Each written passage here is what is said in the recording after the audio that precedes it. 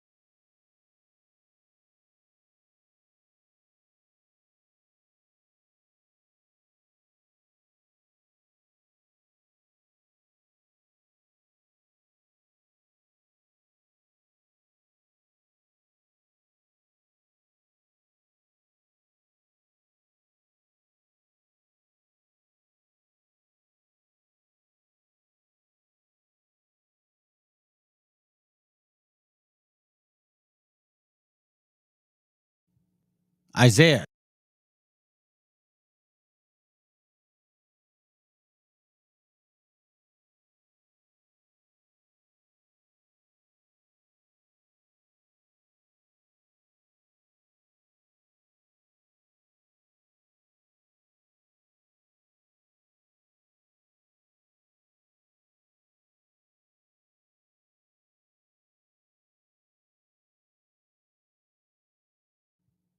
Isaiah chapter 50.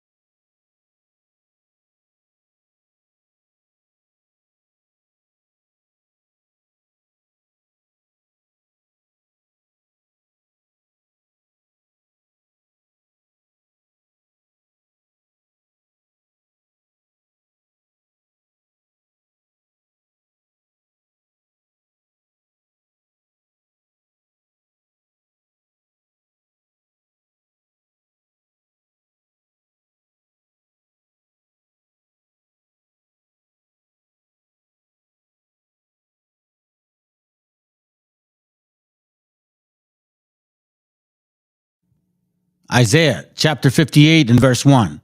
Cry aloud, spare not, lift up thy voice like a trumpet, and show my people their transgressions, and the house of Jacob their sins.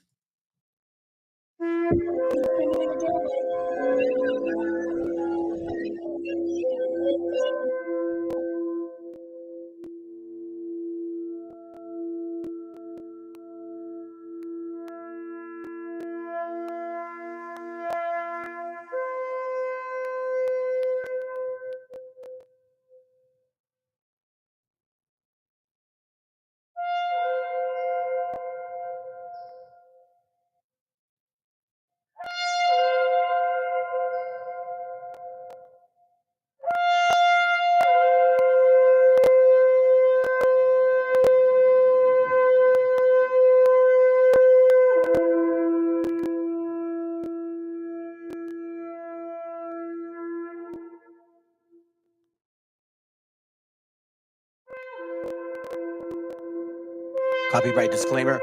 This content does not belong to Bible Chronicles or claim this intellectual property. The content provided today has and always will belong to the content owner. Bible Chronicles does not have any affiliation with the owner of this property. As mentioned, Bible Chronicles did not intend to make use of any material for the purpose of harvesting gain. However, Title 17 of United States copyright law states material and use can only be done when it's for theological or general educational purposes, and thus Bible Chronicles believes that this principal material falls under fair use, which honors protection under Section 107 of the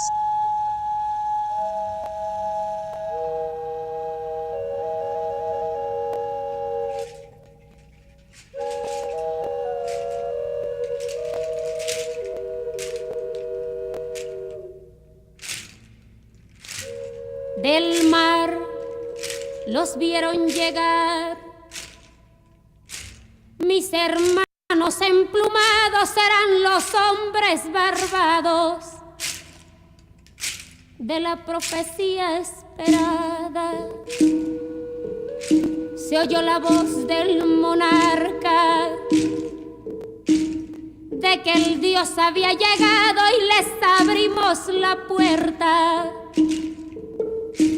Por temor a lo ignorado, iban montados en bestias,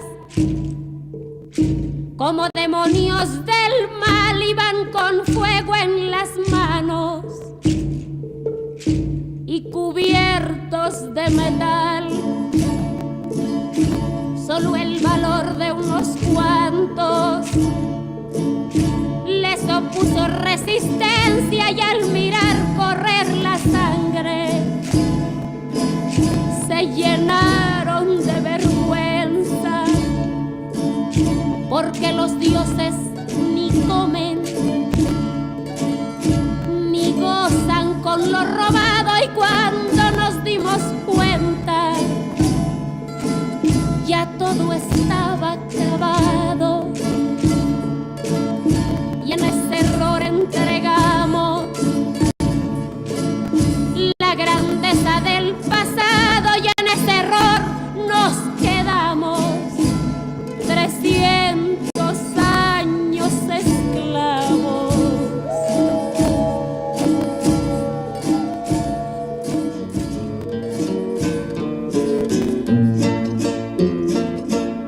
Se nos quedó el maleficio de brindar al extranjero nuestra fe, nuestra cultura, nuestro pan, nuestro dinero, y le seguimos cambiando oro por cuentas de vidrio, y damos nuestras riquezas por sus espejos con brillo del mar.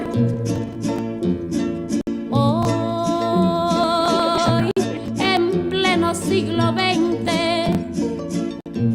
nos siguen llegando rubios y les abrimos la casa y los llamamos amigos, pero si llega cansado un indio de andar la sierra, lo humillamos y lo vemos como extraño por su tierra.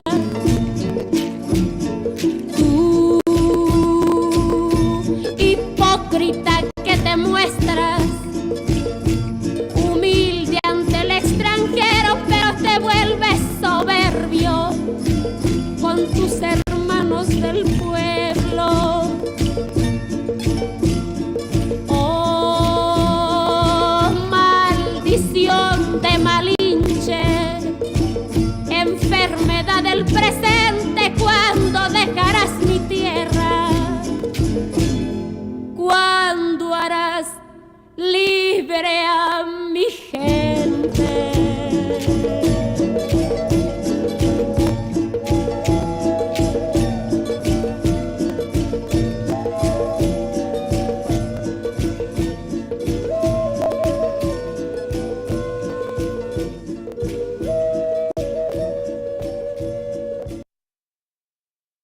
Nacimos para ser perseguidos, somos hispanos, hoy más que nunca unidos, todos juntos como hermanos. Échele huevo siempre pa' adelante, mi paisano, verde, blanco y rojo, que viva por siempre el mexicano. Nacimos para ser perseguidos, somos hispanos, hoy más que nunca unidos, todos juntos como hermanos. Échele huevo siempre pa' adelante, mi paisano, verde, blanco y rojo, que viva por siempre el mexicano. Si tan solo existieran mejores oportunidades en el país, ninguno de nuestros paisanos tendría por qué abandonar su raíz. Dios por delante, deja su chante con el sueño de salir para adelante. No es un criminal, solo galo el hambre, no lo para un muro, tampoco un alambre. Su decisión, su economía, no le permite aguantar otro día. Sabe que tiene que rifarse el cuero para poder llevar comida para la casa. Rajarse no está permitido porque el mexicano en eso no fracasa. Lejos de todo, lugares nuevos, lo único que le queda echarle huevos. No entiende el idioma, no tiene el color, solo está buscando una vida mejor para él y su raza que en casa lo esperan. Con mucho esfuerzo cruzó la frontera. Los esposan como si fueran criminales, ante los ojos de Dios toditos somos iguales. Fuerza latina, la unión es el arma. Nadie se salva de la justicia divina y el karma. Ice, ice, pa' que se cansan en deportar. Si no se echan pa'l otro mes, les juro acá vamos a andar. Mejor vamos llevando todos la fiesta tranquilos, que pa'l trabajo saben que somos los chilos. Sin nosotros el país no puede avanzar, solo pedimos que nos dejen trabajar.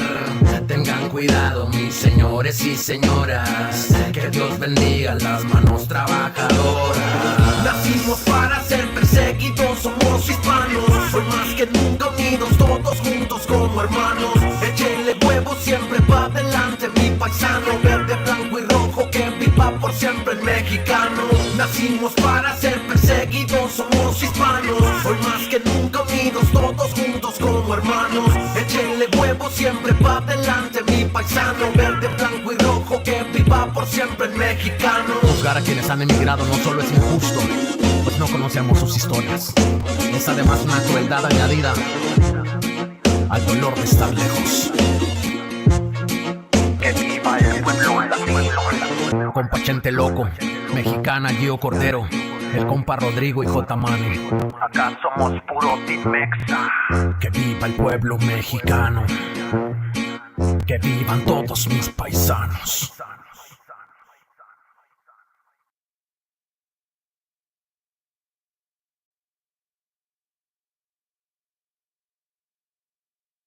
¿En qué cabeza cabe? No sean estúpidos, no sean imbéciles, que no se dan cuenta de la estupidez en la que caen. Ustedes son incapaces de trabajar por lo que aman, ustedes solo odian, están llenos de ira, de resentimiento, de envidia. Y sí, apoyan a Milei, a Bukele, a Trump, a Giorgia Meloni, a todos los que quieren un cambio. Ustedes ni siquiera se aman a sí mismos. Esa es la gran diferencia. Otro más que se le olvidó que el pueblo le ha matado el hambre. Un papel no te hace mexicano, eso se lleva en la sangre. Buscaste la ciudadanía para trabajar, porque de donde eres como actor no había para tragar. Anyways, me sorprende que ames a Milei. Si tanto lo apoya, lárgate a vivir bajo su ley en Argentina, de donde se supone es tu raíz. Tú no me representas, este no es tu país. Después de tantos años que de México has vestido, después de tantas novelas que el pueblo ha consumido, después de tantos platos que de México has comido, nos sorprende que seas un desagradecido. Acá ya no eres nadie, tan solo un vil pelele. Vete pa'l Salvador, pues no que amas tanto a Bukele. 3 doritos después te veré pidiendo clemencia. Creía que la vejez es sinónimo de inteligencia.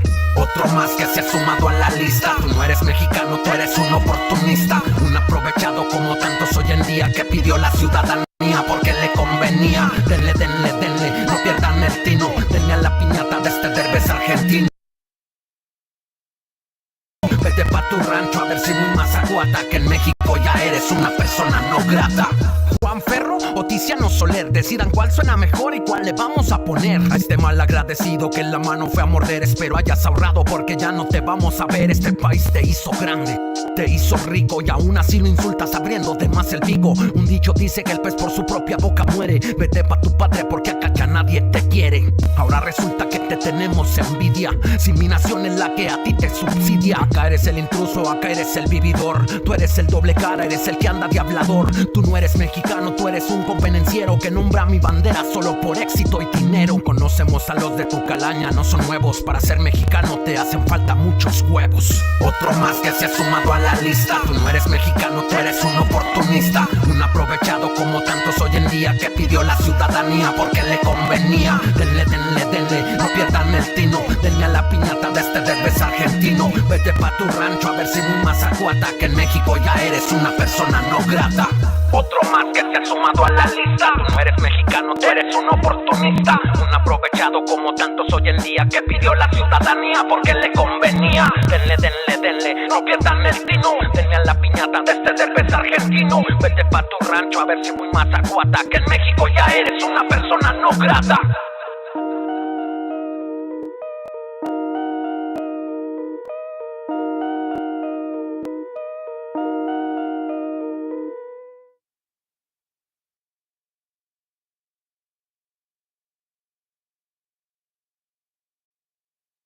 Viene a decirnos con mucha firmeza y gran convencimiento lo mismo que lo decía en el siglo XVIII el barón de Holbach, ¿no? un filósofo francés de origen alemán.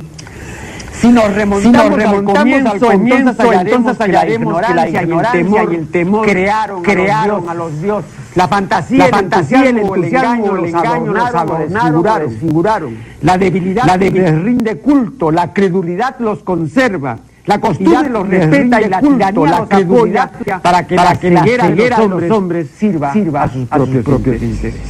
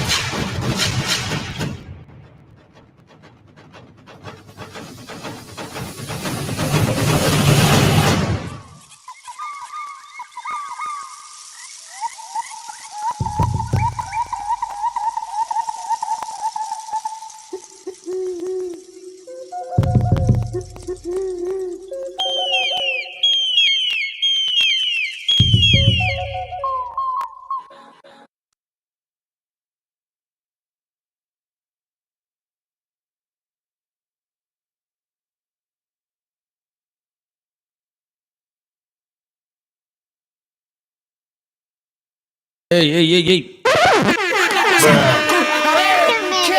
Good evening. Good evening. Hope you guys enjoyed the songs. I purposely play them. Sometimes I just play things, but for the most part, I purposely play music. That's a purpose, by the way. I'm going to take you through a series of things today. Just want to get you guys a heads up. We're going to go into this book several times. I'm going to show you some videos, and then hopefully you brothers can continue with me in some scripture. And let me say what's up to the gente here. What's up? La Meshi, good to have you here, sis. Thank you for your support. V Ladder, what up, bro?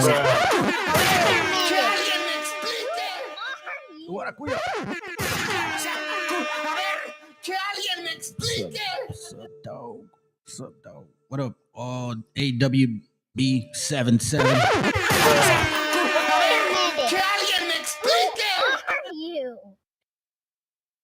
Who are you? In case you guys don't know, this book is a, I don't know about now with the way politics is moving. But this was or is a requirement in Chicano studies. Book is called Occupied America, A History of Chicanos. Chicanos. Rodolfo Acuña, 3rd edition. So I have the first and the third, not the second one. I only know about this because my wife, she went to college. Well, not that much, but 2 years at least. I think she should have an associate's. She declared it. I'm not sure. And I think she has not. Matter of fact, I need to talk to her about that. Anyhow, side point. But she had in one of these boxes that we had saved from a long time ago, right around at this time where I was waking up to these things. And I happened to grab that book and I'm like, hey, where'd you get this book from? Oh, it was from my Chicano studies class, blah, blah, blah, blah. And I just grabbed it. There are several sections that I could show you, but I had highlighted these sections years ago. So I want to kind of go back to that thought process. You know what I'm saying? But before we do, there's a purpose why this class is named what it's named. Possessive investment in whiteness. Whiteness. ¡Viva México, cabrones!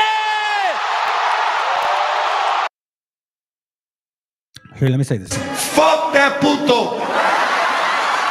Fuck that puto.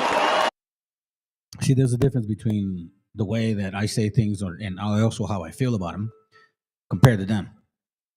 And so should you all. Because if you really think about this, there's a difference between hate and being really angry. This is perpetual hate. You guys know the scripture. Somebody can get it. At the same time, when they call you always, all the time, illegal, alien, and then you hear about the erasure of others claiming to be Native American now and then. I mean, they've been doing this for quite some time, especially with those fried-eyed, $5, especially with them. So I want to bring you to the atención de que el erasure is lo and behold here. And I had told y'all this from 2022, they're going to turn against y'all hardcore like this. You guys were just barely getting the feel for it. I'm telling you. Anyhow, so let's begin. This sister here has a message, and I'm glad it's getting out. Thank you, brother, for sending it. Quédate conmigo mientras de que te explico un fenómeno que está pasando ahorita en los Estados Unidos. Estamos viendo un incremento de europeos americanos y afrodescendientes saliendo a las redes sociales muy agresivamente a decir que ellos son los verdaderos nativos o indígenas de los Estados Unidos. So she's saying that in TikTok, she's seeing Afro descendants and blancos. I don't know what she calls it, porque los afrodescendientes, I guess African Americans, she wants to call them Afro, well, she calls them Afro. Afrodescendientes y los blancos. Basically, these two people are claiming to be native of this land. Oh, I'm going to show you. I'm going to show you a video where you're going to like, what the? For real. For real.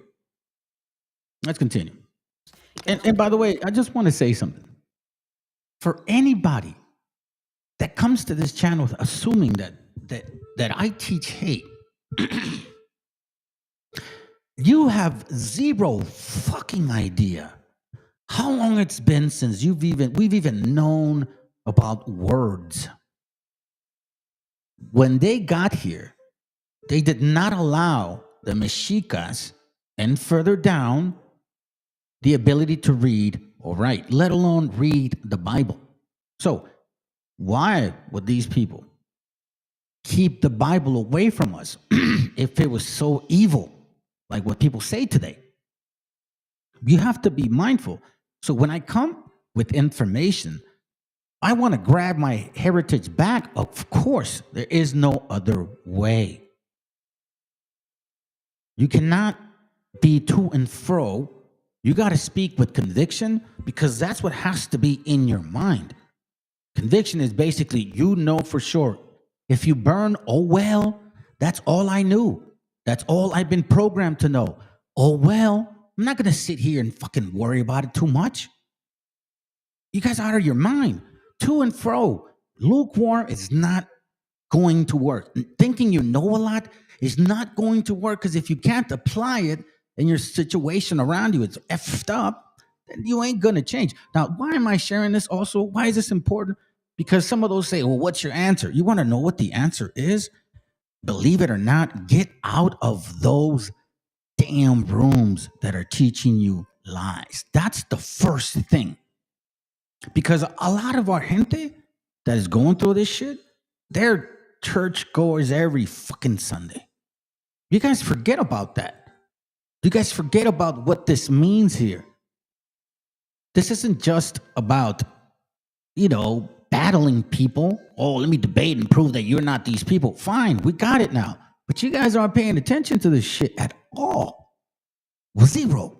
No, you want to get entertained by some cholo shit or some news anchor or some movie or some fucking Netflix or TikTok, dumb shit. Instead of studying your history, what do you guys think I fucking do in my private time? You guys think I just twiddle my thumbs and shit? I'm either working or I'm doing this.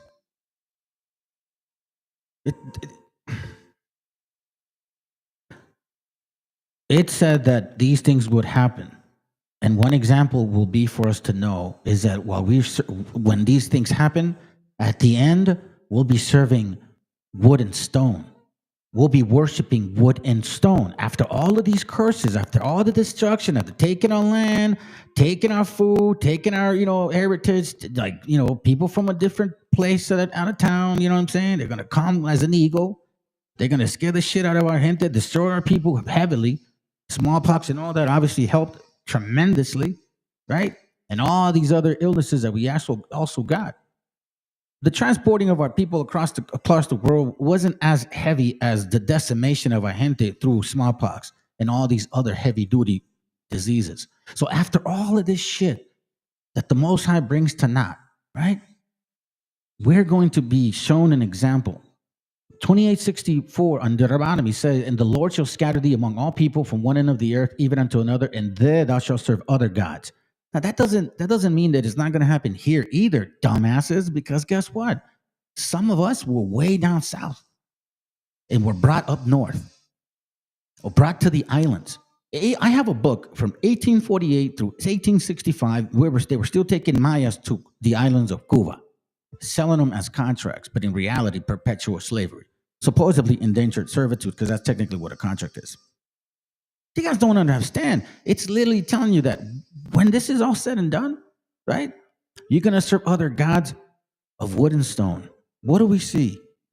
Stone buildings to make you believe, to follow religion, and wood crosses to make you assume that that's the so-called way.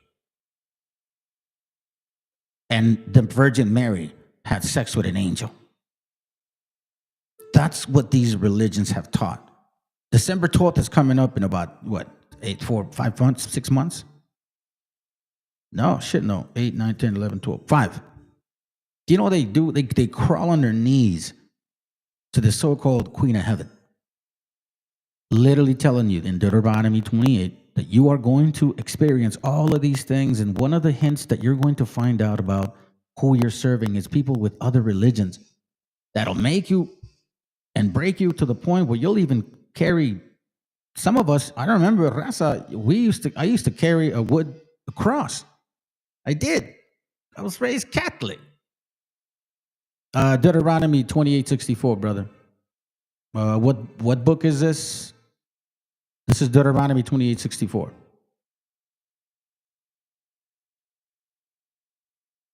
So check this. It says, scattered you among all people, right? So again, and then it says, among these nations thou shalt find no ease, neither shall thy sole of thy foot have rest. Like, isn't this going on right now? Border Patrol going crazy on our gente. A lot of people that are not documented, they had, dude, can you, I remember having a warrant when I was like, listen, family, I'm telling you, I was bottom barrel type of shit. I had a warrant for, I don't even know how long. It was like 10 years, I think. You know what I'm saying? And it was, misdemeanor DUI. That's all basic shit. But still, you shouldn't do that. And the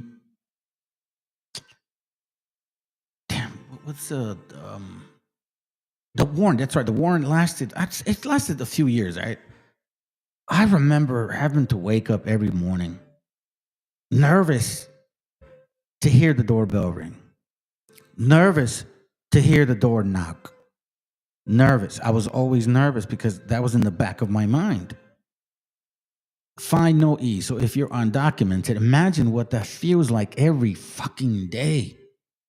Neither shall the sole of thy foot have rest. And what happens when they get caught up? Bam! They get chased. Yeah, you could think of no. Hold on. I know what you mean by now. I know what you're talking about. The Maya. Hold on. Let me go through the class. Remind me of that shit. I mean, because I probably will pull it up, but I just want to get through these pieces. Because if I go left, bro, I'll waste more time. Not waste time, but you know what I mean. I'll be on live more, and I'll probably miss good information to share. So remind me. And among these nations thou shalt find no ease, neither shall thou the sole of thy foot have rest. See? But the Lord shall give thee a trembling heart and a failing of eyes and sorrow of mind. Trembling heart. Are you guys not paying attention to the news? When our gente gets picked up, you don't see how they're fucking crying and yelling and shit? And the failing of eyes, looking at people, help me, please, help me. And sorrow of mind when you get taken. That's it. You don't know where you're at now. God, man, that's so crazy, bro. You ain't going to get to see your kids. The day that you had, like every one of us has a very normal day, supposedly, right? You wake up in the morning, you go to work, whatever. You see your kids, yada, yada, your family, husband, wife, whatever. You know what I mean? Whoever you get up in the morning with and come back to, or whatever you get up in the morning with and come back to. It's a routine. All of us have it. Eventually, it kind of changes, but usually you have that. So when I say goodbye to someone, I expect to come home. That is right there, sorrow of mine. Sorrow of mine. A lot of you guys always wonder, and I always tell people, okay, well, everybody went through this. In the entire world, everyone has gone through this. Deuteronomy 16 through 19. Everybody, every nation can apply this to each other. Because when they were fighting, you know what I'm saying? They would submit each other, and this would happen. This too. But the only difference is that until thou perish quickly. The interesting part about this verse here, no matter how you translate it, if you look word for word, it still leads to the same thing. As you can see, it's step by step. The Lord shall make the pestilence cleave unto thee. And thou perish quickly. A lot of us perish. Verse 22, the Lord shall smite thee with a consumption, and with a fever, and with inflammation, and with extreme burning. Verse 27, the Lord shall smite thee with the botch of Egypt, and with the emerods, and with the scab, and with the itch. Now, if you guys had viruelas before, you would know what that feels like. That shit is crazy. And yes, it's very insane.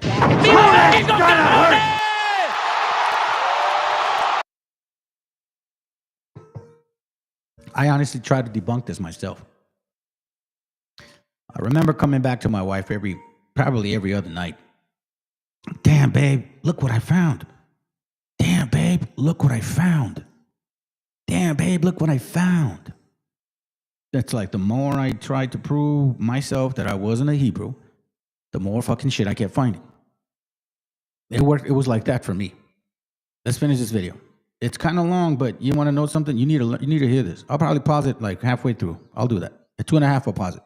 Quédate conmigo mientras de que te explico un fenómeno que está pasando ahorita en los Estados Unidos. Estamos viendo un incremento de europeos americanos y afrodescendientes saliendo a las redes sociales muy agresivamente a decir que ellos son los verdaderos nativos o indígenas de los Estados Unidos y que nosotros los mexicanos, los indígenas y los nativos son unos invasores. Que no somos los reales indígenas del continente americano. Y bueno, es muy simple. Lo único que tendríamos que hacer es tomarnos una prueba de ADN para ver quiénes son los verdaderos indígenas o nativos del continente americano. Pero obvio, no vamos a hablar de eso. Vamos a hablar del libro en donde yo agarré toda esta información. Se llama A True History of the United States. Y quiero explicarte solamente de la página 4 a la 6. Así de repleto de información está este libro. La historia no se repite, pero sí rima. Y si vivimos sin saberlo, La vamos a volver a repetir. Hoy en Estados Unidos criminalizan a los inmigrantes, especialmente los que vienen de México y de Centro y Suramérica. Dicen que somos una invasión. Dicen que estamos reemplazando a los verdaderos americanos. Y mientras de que nos deportan, nos humillan, nos privan de nuestra humanidad, muchos desde adentro están diciendo que ellos son los verdaderos nativos indígenas de los Estados Unidos. Son blancos, afroamericanos, nacionalistas cristianos, todos ellos, qué bellos, afirmando que los pueblos originarios, los de México, los del sur, no son los verdaderos, que son unos intrusos. ¿Dónde hemos visto esto antes? Te voy a llevar a 1676, a Virginia, a la rebelión de Bacon. Un colono blanco, Nathaniel Bacon, lideró una revuelta.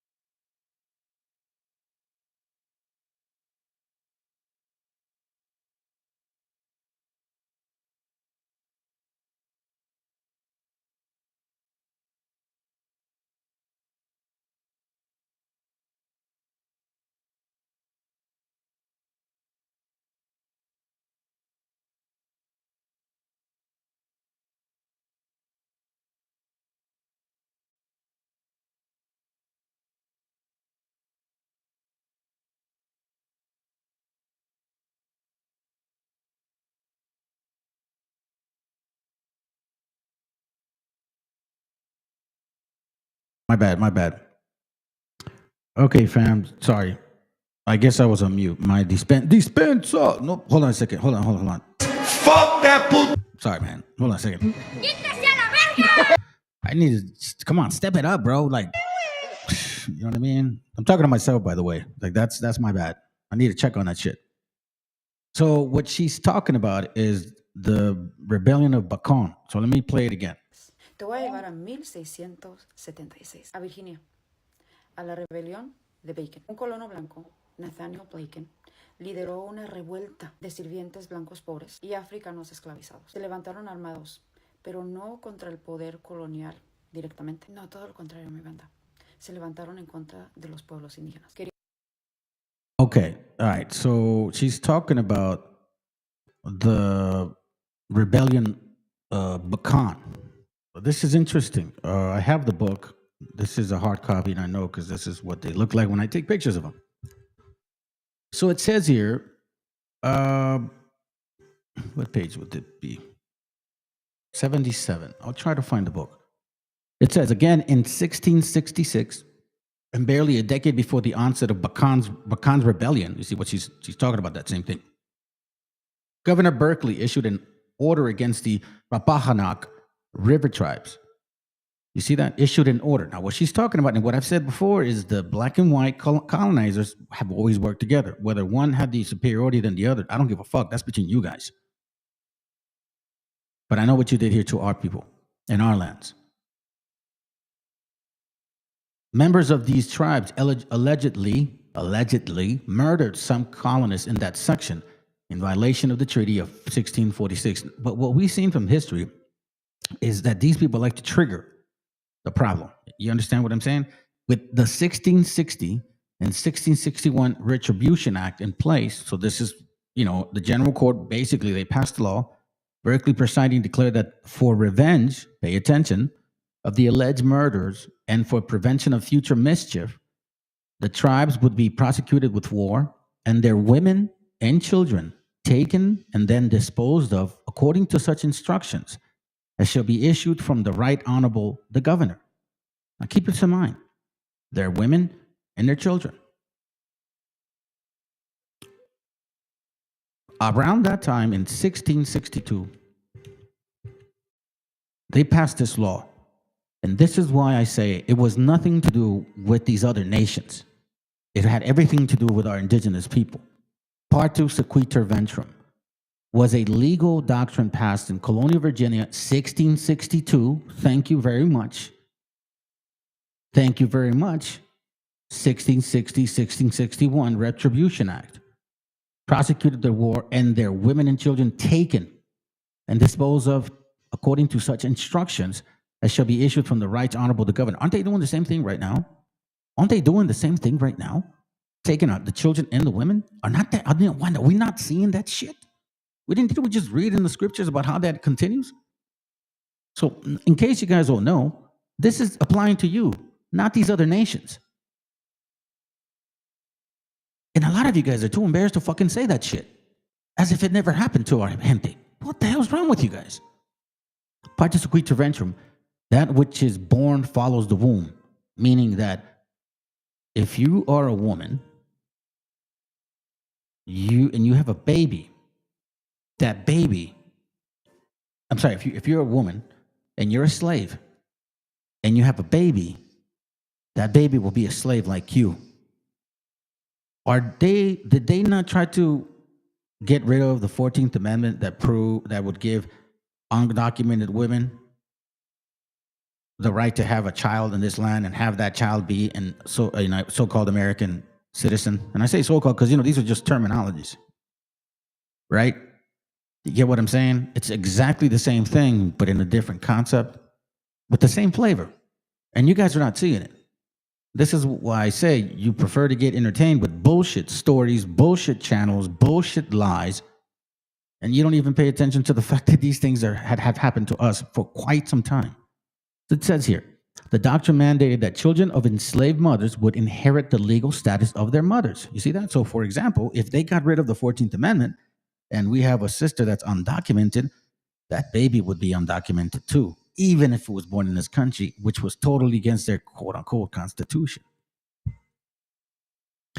She's talking about that rebellion. That rebellion of Bakan started a lot of shit, family. And this is why I tell you that black and white folks did this together as well. She's going to say it right now, not me. Watch, check it. Quería más tierra, quería más expansión, y para eso necesitaba más sangre indígena. Y la élite blanca, por supuesto, temió algo más profundo, que los oprimidos, blancos pobres y africanos esclavizados se unieran. Su solución, dividir, crear una jerarquía racial. Y ahí inventaron el blanco como identidad superior.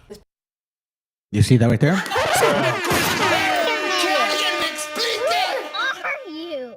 These things are written in these books. What a coincidence. With the 1661 Retribution Act in place, that Retribution Act has a lot of amendments to it. You know what I'm saying? Like added laws that would cause these other things, partus equitur ventrum, because it's the following year that it happened. And what a coincidence. I've told you, but hey, listen, in 1646 is not that far from actual people doing Freemasonry. Come on, man. Let's Prince Hall Masonry. Stop it. Don't lie to us no more. Right. You see that? They couldn't, the court struck it down, but I'm sure they'll try again some other way. So she's talking about this right here. See? There's for share of the booty. I mean, that don't mean like booty shit, but then again, these people, I don't know, bro. You know what I mean? Like, they're weird. But this is what she's talking about. Now, let's continue. What is the point? Después de esa revuelta nacieron las primeras leyes que hicieron varias cosas. Legalizaron la esclavitud racial hereditaria, prohibieron el mestizaje y dieron pequeños privilegios a los blancos pobres para que se sintieran mejor que todos los demás. Así, mis chavos, nació el racismo estructurado. No como odio ciego, no, sino como una estrategia para proteger a los élites blancos. ¿Qué tiene que ver todo eso con lo que está pasando ahorita en los Estados Unidos? Te voy a explicar.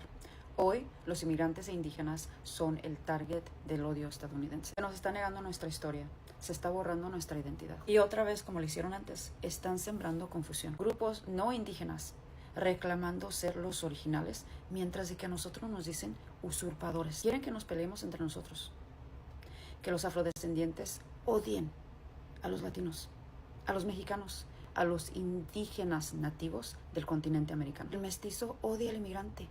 ¡Güey! Hasta los mismos inmigrantes ignorantes están creyéndose la historia. Quieren que otra vez el pobre defienda las fronteras del rico. Porque cuando el pueblo se une, el poder tiembla. Y eso es a lo que le teme más. La rebelión de Bacon no fue un acto de justicia, fue una advertencia. Nos enseñó cómo el sistema crea el racismo para evitar la unión de los oprimidos. Y hoy, frente a la criminalización del inmigrante, borrando al indígena y las nuevas formas de supremacía disfrazada, no podemos permitir que esta historia se repita. Porque See, I think now, then maybe, just maybe, you may start understanding why this book was important for us to find. This is from the Maya conquistadors. Well, give me a second, family. What's up, Eric?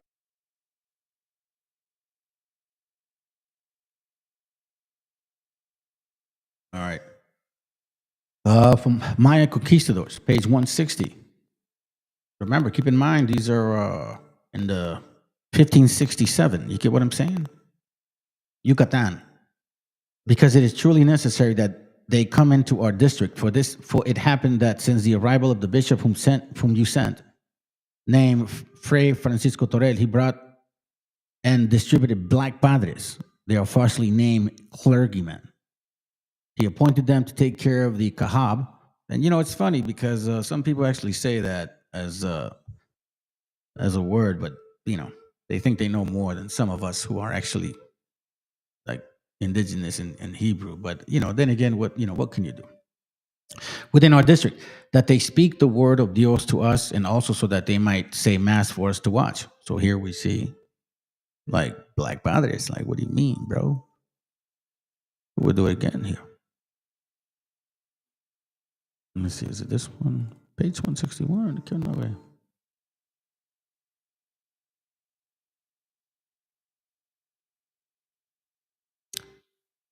It says, for they do not love us, nor are we in their hearts. Furthermore, we are not accustomed to being among them. We have spoken to them only a few times to see this and say that. Know that they really devote themselves to us, although we need them. So now we are inquiring of understanding of the way of the black padres. But that's Maya Conquistadors. Get the book. There's a lot more information in there. Let's continue. que otra vez los pobres afrodescendientes, los pobres blancos, se están uniendo en contra de un target. Nosotros, porque están desesperados por no ser ellos otra vez los esclavos, los sirvientes pagados. Y así como lo fue ayer, hoy miran a la nueva frontera, a México, al mexicano, al indígena, al nativo. Y la desesperación los está llevando a usurpar nuestra identidad. Porque para evitar el golpe de la supremacía blanca, tienen que encontrar a un puerco expiatorio. Por eso es muy importante la lectura. Por eso es muy importante la historia. What she said, that's why it's important to read. That's why it's important to know history. This wasn't premeditated. I didn't go this far in the video. I usually don't. If I go halfway and things are decent, okay, let's see what happens after, right? But now I didn't hear her say that before. Man, all praises and glory to our creator. Listen. A usurpar nuestra identidad. Porque para evitar el golpe de la supremacía blanca, tienen que encontrar a un puerco expiatorio. Por eso es muy importante la lectura. Por eso es muy importante la historia. Yo ya no les voy a hablar de las leyes injustas de migración aquí en los Estados Unidos. No lo he hecho por algún tiempo. Y estoy tratando de regresar otra vez a lo que es mi contenido, la historia. Desde hoy en adelante les voy a subir libros, les voy a subir capítulos, les voy a subir historias para que aprendan. Utilícenlo de la manera. See that? That's what I've been doing for a while, right? But it's not about credit. No. It's not about credit, family. That's not what I'm saying. That I'm so glad that's gonna, that, you know what I'm saying? Other people are willing to do that. Give us our history. Like, for example, I didn't know that in September 7th, 1900, meaning 1900, there was still prohibition for our people to learn how to read the Bible, let alone have it, even in the different dialects that our gente spoke. Do you understand what that means? To find out and say, oh, now I understand why our situation as a nation is that way. Remember, keep in mind, since they got here with the Christian compendium, all we were allowed to know was Ave Maria, Padre Nuestro, Diez Mandamientos. Here, I'll prove it. Diez Mandamientos, El Credo, and Rosario. All right. Here. Is this one? I think it's this one.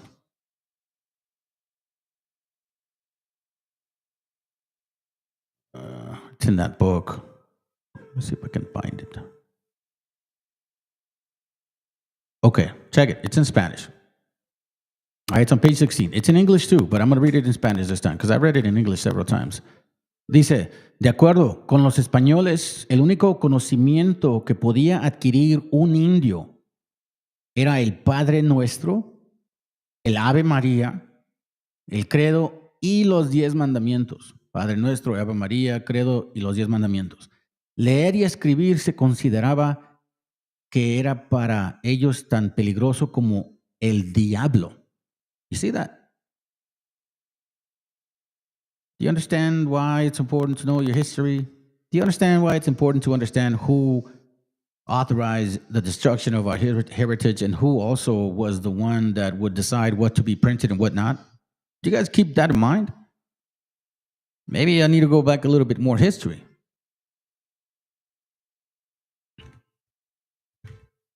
Maybe I need to show something like this real quick.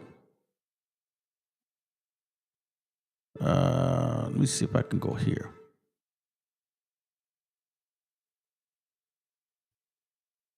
I'll show you something.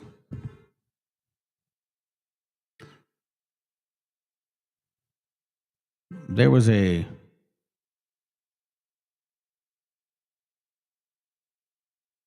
here, I know where to get it. There was a famous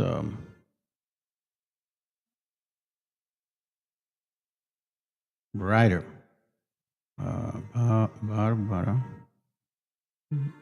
was a famous writer, and he was there around that time, and he had a lot of our documents, but those documents were taken away from him, and some were given back. Then he was told 3 particular things: not to ever write about our heritage or anything related to Hebrewism. Here, I'll show you. Let me see, it's right here. Okay. This is from, I've shared it with you guys before. This is from the 10 tribes historically identified by Barbara Simmons. And for you brothers that know me, or at least talk to me, you know that I don't ever hide my sources. I always share that shit. If you guys just ask me, I'll give it to you. So we understand now what they were doing, right? Okay, so check this out. On page 7 of that book that I mentioned by Barbara Simmons, Sagahun further complains that he was forcefully deprived of a very valuable painting representing the Great Temple with the cord by which was surrounded, which he says was sent to Spain. It is very evident that everything in Mexico calculated to draw it. Pay attention to this. It is very evident that everything in Mexico calculated to draw attention to the ancient history of the country, more specifically, if connected with religious recollections, was carefully removed from notice immediately after the conquest. Okay, so religious recollections means like the dualage, meaning like the beginning of, Adam and Eve and all that stuff. So they had found these documents there. Why do you think these people want to claim that they are the so-called Mexicans and they bring up these fucking AI pictures? Give me a break. Because it's not because of the name, dumbasses. It's because it matters. But you can't recreate what you're not. Let's continue. Pieces of sculptures were mutilated and buried. That was by Zumarraga, by the way. Paintings were burned. Zumarraga again. Temples and edifices, which from their size, it was impossible to destroy or suffer to fall into oblivion. And magnificent monuments of ancient art, such as the temples of Palenque and the palace of Mitlan, were passed unnoticed by Spanish authors. Then he says, then to Sagahun, when engaged in the compilation of his history after it had been taken away from him and again restored. Okay, so they took a lot of this, they took almost everything, and they gave back what they wanted. Received 3 cautions. First, to write nothing to prove that the Hebrews had colonized the New World.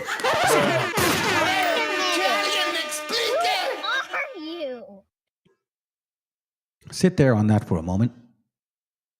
Just for a moment. Just take a seat. Just sit back a bit. And just read that again. Sagahun, okay, was given 3 cautions. The first one, first, to write nothing to prove that the Hebrews had colonized the New World. Do you understand what that means? Because we have people that claim to be who we are, and at the same time, they do tell you that you fuckfaces migrated from Asia through the Bering Strait. And a lot of you believe that shit. But then, for some reason, you totally forget the disconnect. Asia is not just Japan and fucking China, fam. It's also in the Middle East. Hello? They are literally telling you, but without even they knowing it, what they prefer, or the little smartasses that we know, Waboisms, they want to pin you with the Mongolians, right? Like we all look like Mongolians, so-called. You know what I'm saying? They want to claim Asia, but then, only this location, even though they can't prove nothing. Matter of fact, I can prove more relation with us and those in the Middle East than in Asia, for sure, without a doubt. I can go to the food. I can go to a lot of different things. A lot of different things, clothing and everything. I'm telling you, family, even the trees that we still eat. Even the food we still have in Mexico and shit. So once again, let's read this. I need you guys to really, really focus. Look, first, to write nothing to prove that the Hebrews had colonized the New World. Second, to be guarded in what he said of the devil having imitated. Oh, shit, my bad. Having imitated. Is it the same page? Oh, my bad. What the hell did I do? Maybe I didn't do the same to the other page. Give me a second. Having imitated.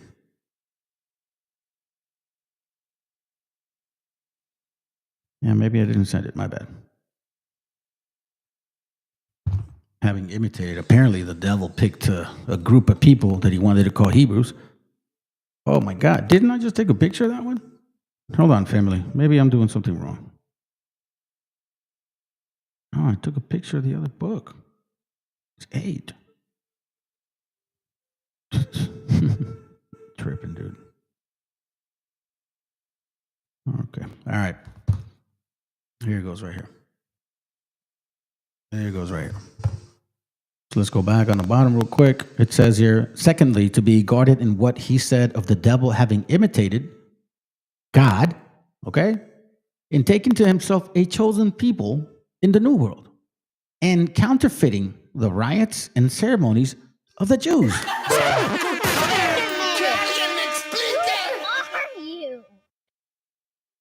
You want to know something, family? This book is all about discipline. It's all about discipline. And if you see the history and you see the way that it changes your mindset towards your own self and your gente around you, you start understanding the flaws of our people and why, historically speaking, then maybe, just maybe, you will soften up towards them instead of these other fucking nations that will only absorb but hardly be reciprocal, meaning they won't really give back as much as you think. Raza has a way of taking their shirt off for the brother. That's how we are, indigenous people, when I say Raza. In taking to himself a chosen people in the New World, counterfeiting the rites and ceremonies of the Jews. And thirdly, not to advocate the hypothesis that Christianity had ever been proclaimed to the Indians, meaning our gente, or to treat too largely on the history of Quetzalcoatl. Isn't that very interesting? So before I lose y'all, I know I took you somewhere, but let me remind you why I said that. She said she's going to start showing people our history through books, which I think is fucking great. Por eso es muy importante la lectura. Por eso es muy importante la historia. Yo ya no les voy a hablar de las leyes injustas de migración aquí en los Estados Unidos. No lo he hecho por algún tiempo. Y estoy tratando de regresar otra vez a lo que es mi contenido, la historia. Desde hoy en adelante les voy a subir libros, les voy a subir capítulos, les voy a subir historias para que aprendan. Utilícenlo de la manera que ustedes lo quieran utilizar y aplíquenlo de la manera que lo quieran aplicar. Espero que aprendiendo la historia nos podamos proteger en un futuro cercano, en donde otra vez las personas que se miran como tú y como yo vamos a ser atacadas, usurpadas por los pobres afrodescendientes y los blancos pobres. Porque otra vez la historia nos está poniendo en una posición de que somos en donde otra vez las personas que se miran como tú y como yo vamos a ser atacadas, usurpadas por los To who she says who's gonna be against us, okay? Listen to this. Los pobres afrodescendientes y los blancos pobres. Porque otra vez la historia nos está poniendo en una posición de que somos el target del odio, del racismo, de la desesperación. Y no podemos permitir que nuestros hijos hereden esa historia otra vez. Bueno, que tengan buen día. Quédate conmigo mientras de que te explico un fenómeno que está pasando ahorita en los Estados Unidos.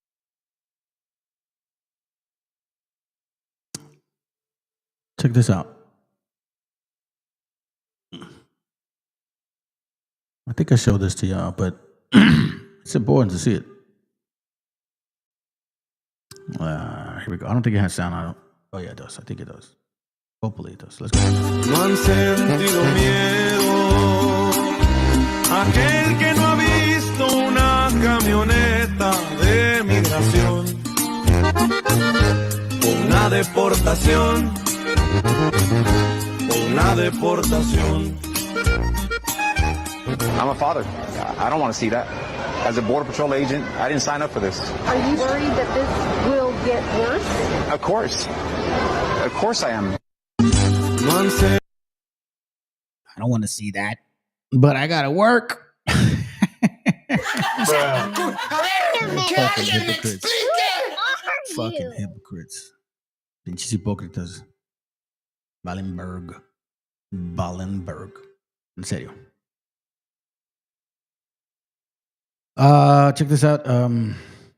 Immigrants forced to eat like a dog in detention centers. You hear that shit? I don't think I want to play all that. Let's see for a minute. Actually, let me read it first. We've been watching video too much. Forced to eat the day's only meal like a dog, quote unquote, with their hands shackled behind their backs. Whoa. Let me read that again. Forced to eat the day's only meal like a dog, with their hands shackled behind their backs. Detained for days, with nothing but shoes for a pillow and no other bedding, just cold concrete floors and constant fluorescent lights. Medical care that denied a man with diabetes insulin for a week and may have contributed to at least one death. I hope you think it's funny. I hope you think it's funny. I really want you to think this is funny. It just comes to show the kind of wicked spirit you have.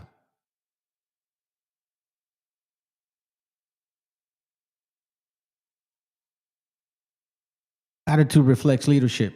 And the way you think and the things that you say are very easy to discern, especially when you got spirits on you. A Human Rights Watch report says 3 Miami immigrant detention facilities have subjected people to the conditions so inhumane they have become at times life-threatening. Many ICE detention facilities are becoming overcrowded and conditions are deteriorating, according to the report in July 21st, 4 days ago. Well, you guys are enjoying yourselves watching Netflix and shit. You know what I mean? This is what's happening. And I'm not saying,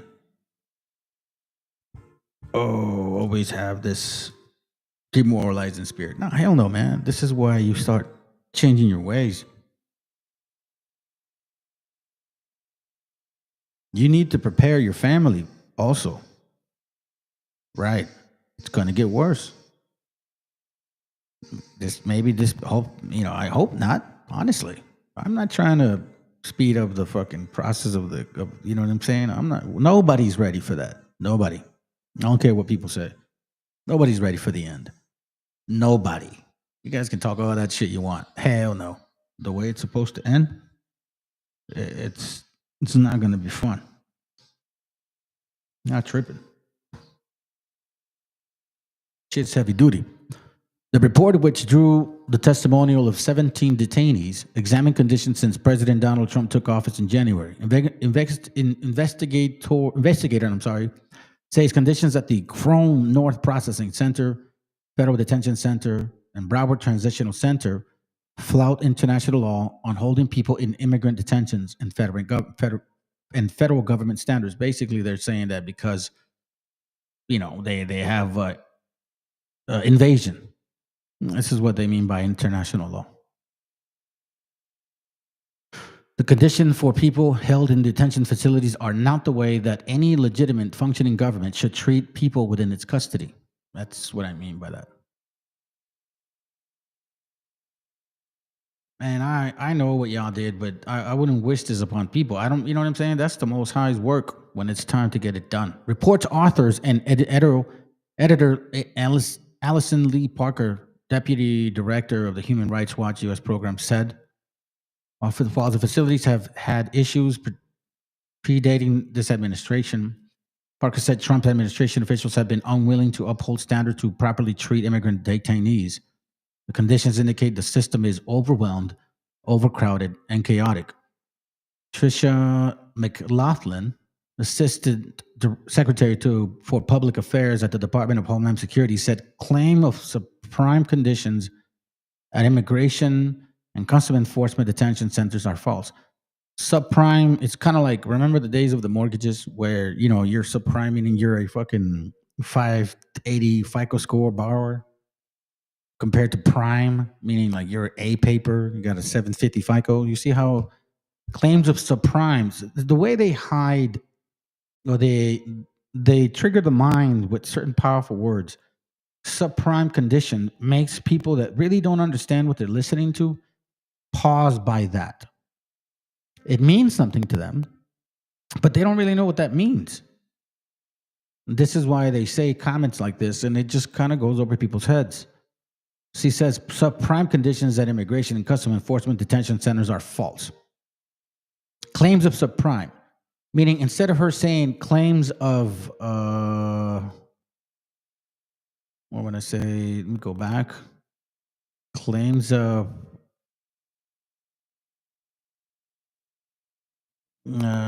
where's the word I'm looking for? Claims of, let's see, what did they say? The conditions, deteriorating conditions, okay? I'm looking for that word. So instead of them saying deteriorating conditions, instead they say a fancy, admittive word, right? Like they're not admitting to it. The claims of subprime conditions at immigration and custom enforcement centers are false. You see how that sounds? All detainees are provided with proper meals, medical treatment, and have opportunities to communicate with their family members and lawyers. And that's total bullshit. People know that. And you're a demon. And I hope the Most High punishes you for everything you've done. And I hope he hurries up and does it. Seriously. Like fall on your face or some shit. Said in an emailed statement, ensuring the safety, security, and well-being of individuals in our custody is a top priority at ICE. Bullshit. You want to hurt our people. That's very clear. ICE has higher detention standards than most U.S. prisons that hold actual U.S. citizens. Don't we know about Alligator Alcatraz? That does not sound up to par.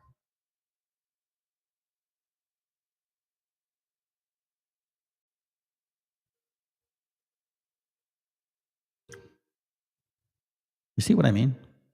Check this out. This gets even more interesting.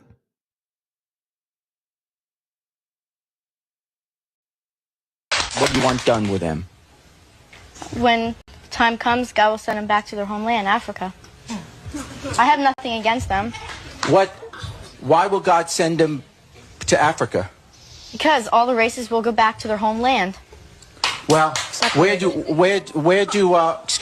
whites go? This used to belong to... Whites stay here, New Jerusalem. America.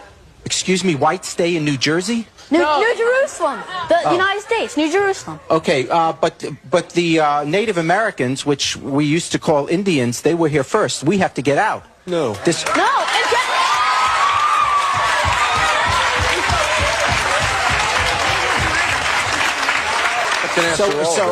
So when are you leaving? Pay attention to what this kid says further to the end, okay? I'm telling you, family. Okay, I'll listen. In the Bible, it says in Genesis 2, in the chapter of 2, in Genesis, it says that be fruitful and multiply, replenish the earth, and subdue it. Subdue it is to rule over, and he was talking to us Israelites, the Adamites. Hear what he said? Us Israelites. Oh, that's like it. A ver, que alguien me explique. Who are you? ¡Quítese a la verga! Fuck that puto. And he's not a kid, by the way. He's an old ass man right now. That's why I have the right to say that. Fuck that puto for that stupid shit. But let's continue. From Adam. What He was is that? talking to Adam. Okay, well, We're from Adam. what has that? Wait a sec. What has that got to do with the fact that if we're returning to where we're from, I gotta tell you that if you go back far enough in your family, you're not from the United States of America. Okay, you're probably. I don't care, but white Christian America. You said everybody's got to go back. It's a promised land. God gave it to us. Okay, so, God gave it.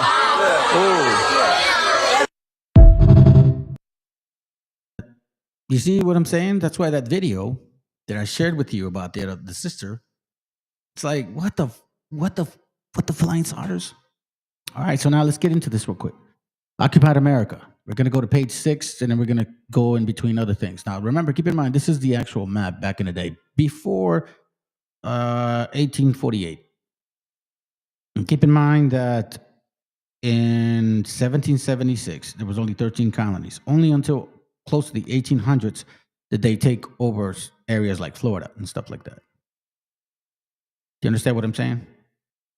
But this is prior to 1848. So all you Native Americans that want to call yourself something else and shit, and you're like still here, fuck faces. Y'all are Mexicans. You guys are fucking Mexicans. It's gonna hurt. Stop trying to be like, oh, I'm not those Hispanics. I'm not those Mex. Look at you, dumbasses. You let the gringo tell you who you are. Even in your own stupidity, you fall for the shit. Even in their easy fucking way to put you in a dumb position, you still fall for it. You see this here? All of this right here. So like that RSK, remember that RSK guy? He's like from here and shit. I'm like, you're Mexican, fool. I'm Native American. I'm sure he believes in the 12 tribe chart, so he called himself Gad. I'm like, you're not Gad, dude. You're, if you believe in that shit, you're Issachar, puto. This is too funny, man. Anyhow, let's continue, man, before I start offending people. All right, we're going to go to page 6. Check this out. Page 6.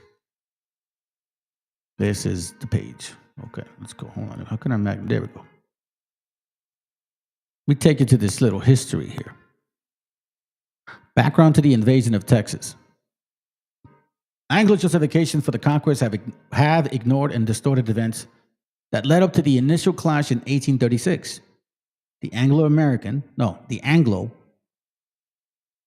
Texas War was caused by a tyrannical, or at best, an incompetent Mexican government that was antithetical to the ideas of democracy and justice. So basically, the leadership, which wasn't our gente, they were fooled. But again, it's also biblical. This was meant to happen. The roots of the conflict actually extended back to as early as 1767, when Benjamin Franklin marked Mexico and Cuba for future expansion. You see this shit? You see this? These fuckfaces were already thinking that way before.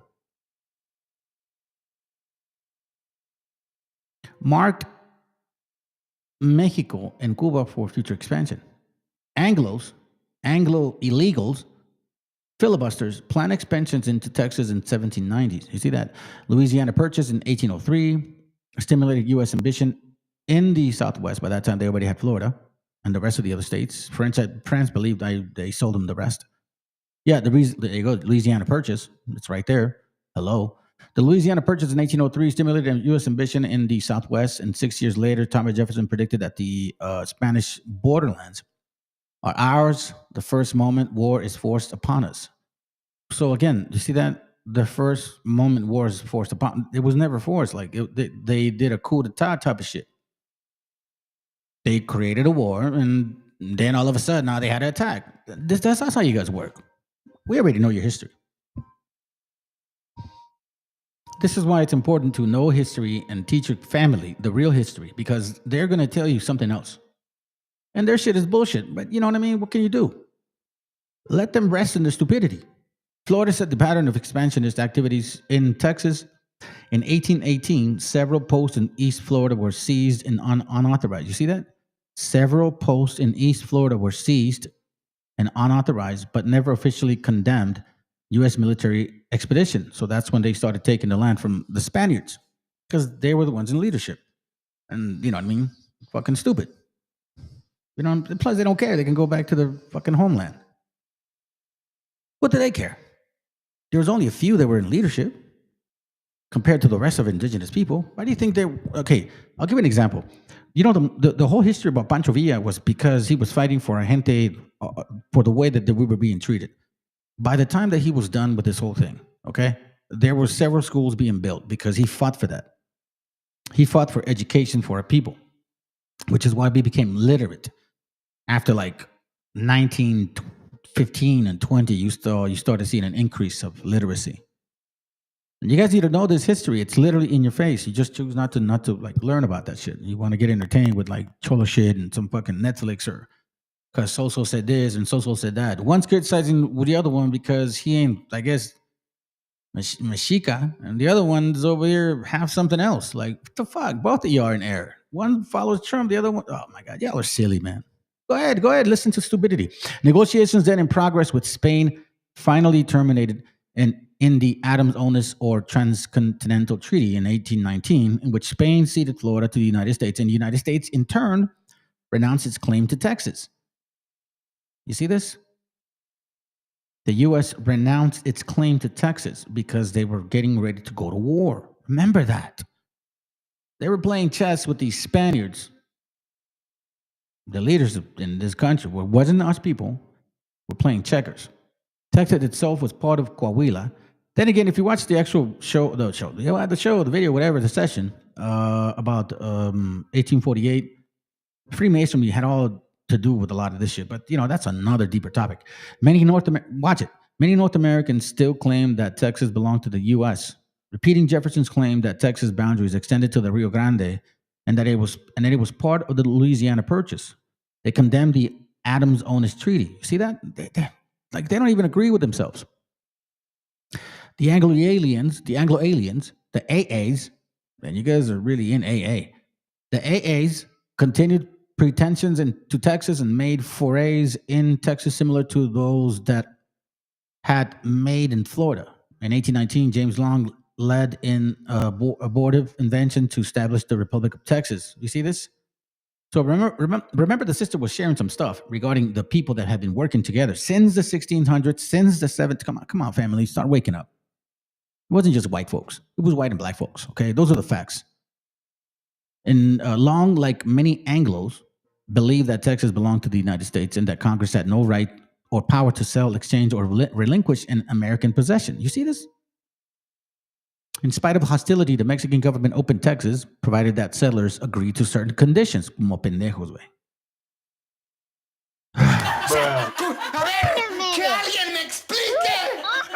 Please, somebody explain this stupidity to me.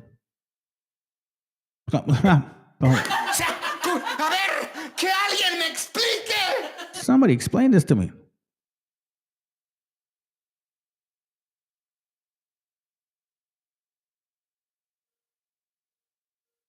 Somebody explain this to me. Look, I show you. Let me show you something. Hold on, I gotta be funny right now. They keep outperforming me. It drives me crazy, but I hope they never stop.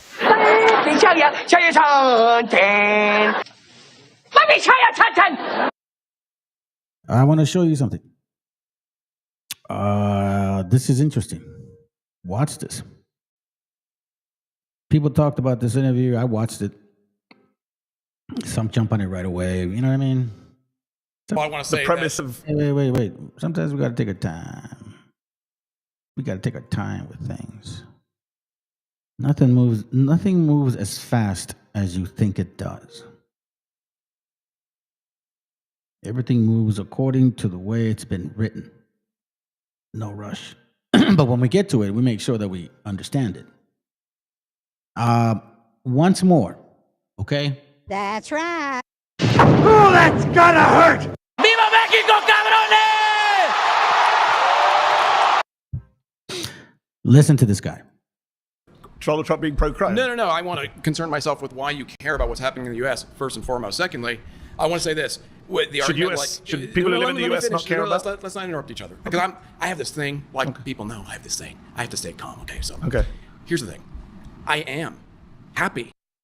Hold on, fam. I don't want to pause it too much, but I just want to point this out.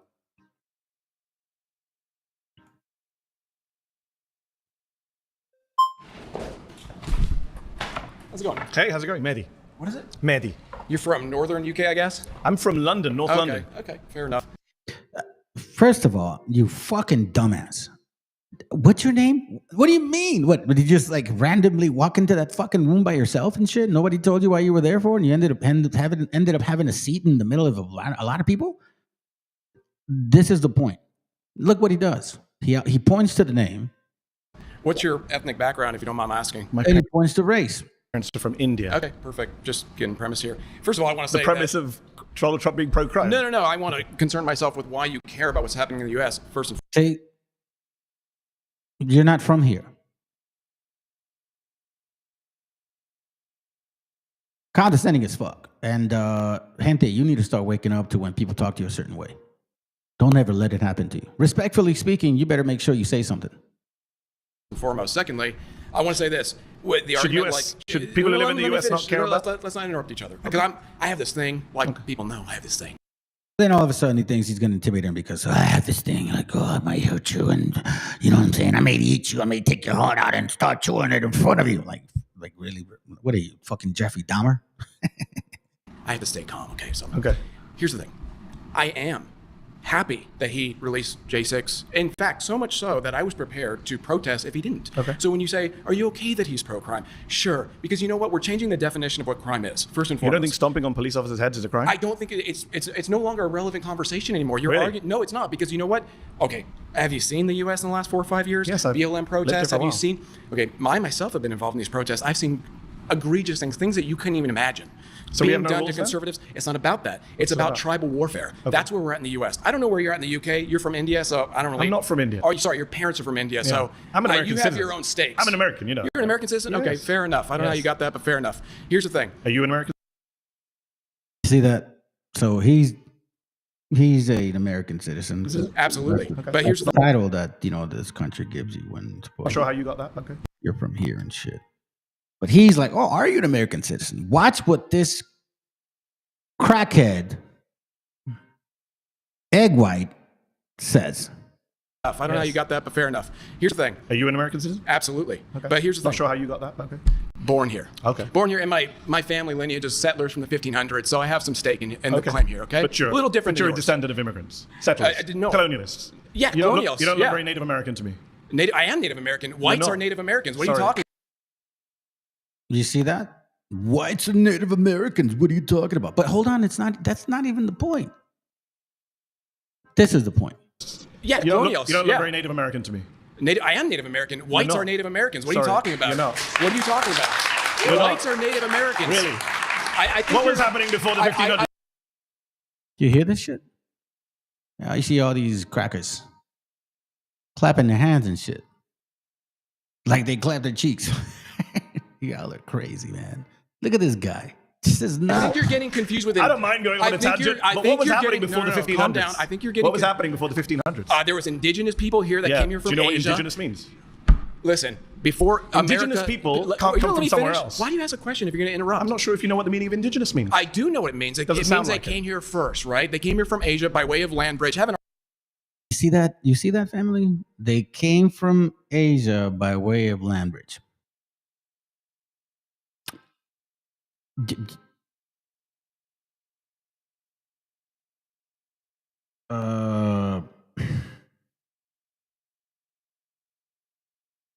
What do you think he means by that? More likely, just the same way Wabos believe this shit, is that you're stupid, and you just happen to migrate. Remember, we read some books that took away our history. So this stupid ass, yeah, you're right, AA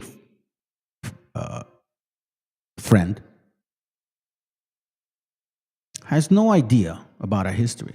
But you see, this is how they think. And if you don't know your history, then you will believe their conviction, because he really believes this shit until you check his ass. Then he starts like disconnecting. And there's ways to do this. You don't gotta hurt nobody, family. You just gotta know your history. An argument with Neil deGrasse Tyson or anybody else about that. I don't care. Is he an American? I genuinely don't care. Yes, he is. Okay, just checking. My point is, okay? Nothing to do with crime. So far, you've agreed with me that these Because people you're derailing, dude. I'm trying to stay on track. You literally sat down and asked me where I'm from. I think you derailed this conversation from the get-go. By that, but I'm not offended. I'm just wondering what it has to do with crime. I'm always curious. We're going to talk about immigration. Don't worry. Later on, you can come back. I hope so. Right now, you're doing a very bad job of making the case that he's not pro-crime. I just got a round of applause. I could probably get another one actually if I asked for it. Wow. So I don't think I'm doing this how you get rounds of applause? You sit in a room with 20 people who agree with you. Wow, amazing. Amazing. That must make you feel good. You know what? I'm actually 20 people glad agree you're with getting you, this applauded you. emotionally outraged right Wow. now. This is great. I love it. Do I have to say anything at this point, or are you just going to keep going? No, please. Okay. Make your claim. Well, my claim is that I don't care if it's pro-crime. You want to go back to the topic of conversation? That's fine. We agree then. He's pro-crime. But I have a question for you, though. Do you care on the opposite side of the spectrum? Yes. Do you care about law being administered to the opposite side of the spectrum? I think anyone who assaults a police officer shouldn't be pardoned. I think that Donald Trump shouldn't have pardoned 9 Republican members of Congress who were convicted of crimes, and I don't think Joe Biden should commit. I don't think Democrats should pardon Democrats. Fair, but I don't. Hi, my name is Mark Chaikin. If you I think you understand where we are in the U.S. then. I think I do. No, because you're arguing from a position of like a U.S. that doesn't exist anymore. Okay. We're headed towards nihilism. No laws, nothing matters. It's not about everyone's pro-crime. It's not about that. It's that conservatives conservatives for too long have been playing it safe. They've been playing by the law. They've been playing by the law. Yes, they have. Maybe you missed the Bush presidency. Did you live here during the Bush years? Conservatives are didn't play by the law, George W. Bush. Nor did Ronald Reagan. Hey, you have a point, Guaracuya. That Neanderthal seems like he has no debate background at all. They are also highly emotional and passive aggressive. That passive aggressive right there. That was my point. He comes in, hey, what's your name? Shakes his hand. Maddie, okay. A lot of these people, and I know this for a fact, they regurgitate. They regurgitate and reflect. So his way of arguing is more likely from his mom or his dad. You know what I'm saying? This is what they do. This is how they argue in his household. This is how more likely the dad, he handled everybody in the house. He talked that way, even though he is fucking wrong.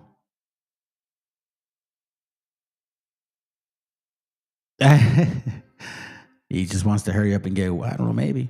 Let's go. Let's be respectful to you. Let me finish. I'm not sure you've been that respectful, but okay. I'm trying to bring it back, so let's both bring it back. Okay. I'm conservative. Okay. Really? Let me tell you this. We do play it too safe. We've been playing it by the book for too long. Okay. At this point, gloves are off, right? The left has made their point. They're willing to do... Are the police force in Washington the left? Yes! Are you kidding me? The left? Are you insane? Police officers. Look at LA right here. You think those stand down? You think the LAPD are a bunch of liberal Marxists? No, but I think they listen to liberal Marxists who tell them what to do. Okay. I think they listen to who... Family, in case you guys forgot, this is the point. Possessive investment in whiteness. Hello? What the fuck are you guys listening to? This is the point of the class. Like, hello? What were you waiting for? Their paychecks at the Can end I of the just day. check, because you're doing lots of little diversions. We both agree Donald Trump's pro-crime. You're just fine with it. No, Is that the position? I don't That's what you agree said with so your- far I for don't about agree with your 5 minutes. I don't agree with your definition What's of your crime. definition of crime? It doesn't Stomping matter. on a police officer's head is not a crime. That's no, your what I'm definition saying- of crime as the He keeps getting Native me out of it. American. I am Native American.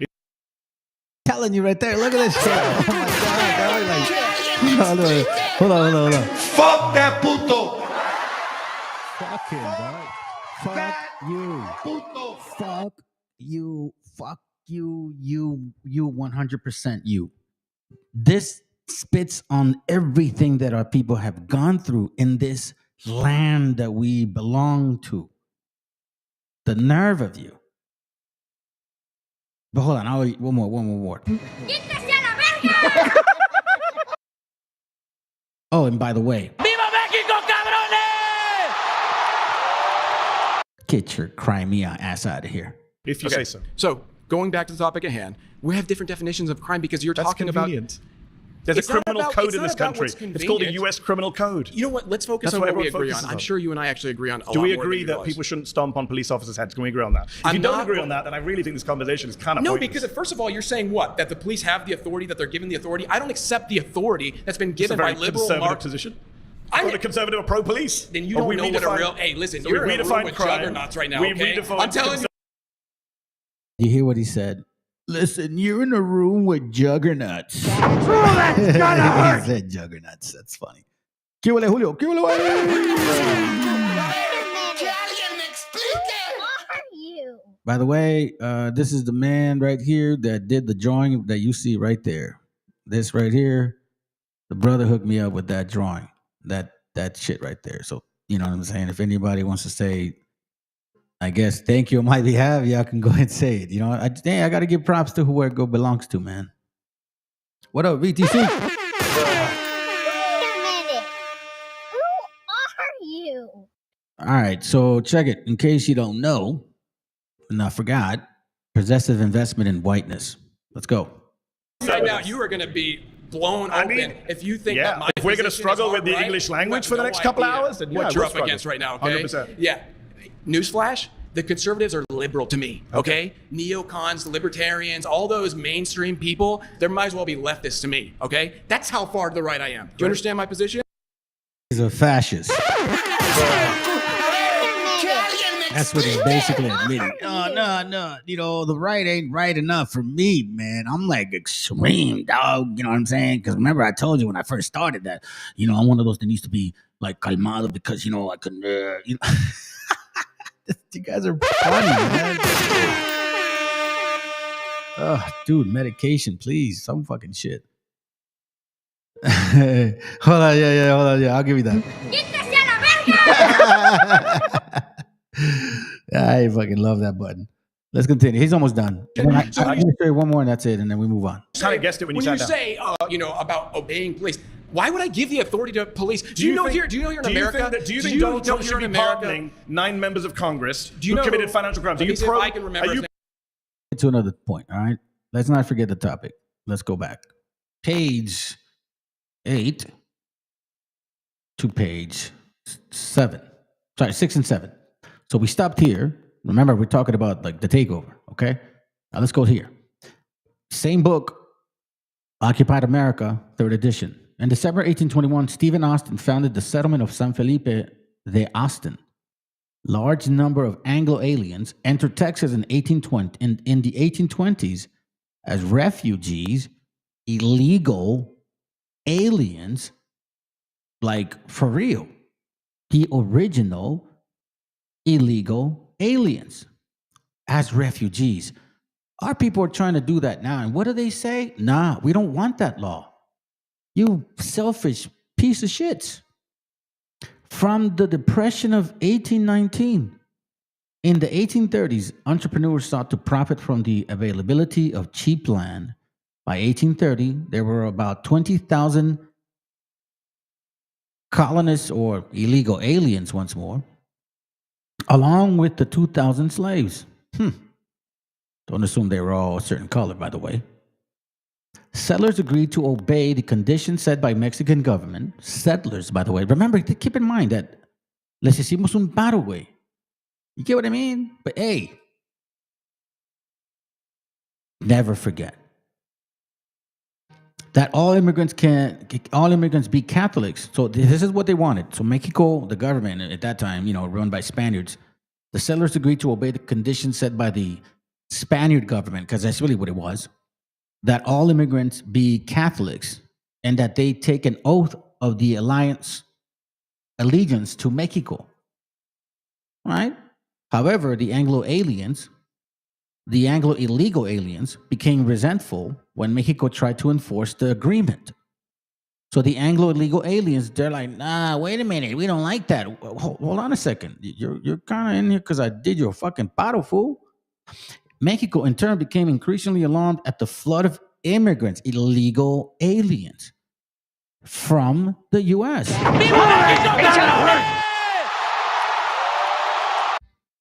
Hold on a second. I'm gonna give it.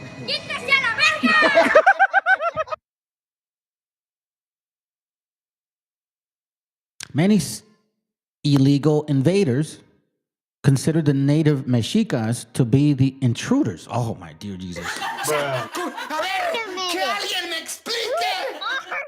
You see this? You see how it's playing itself out all over again and shit?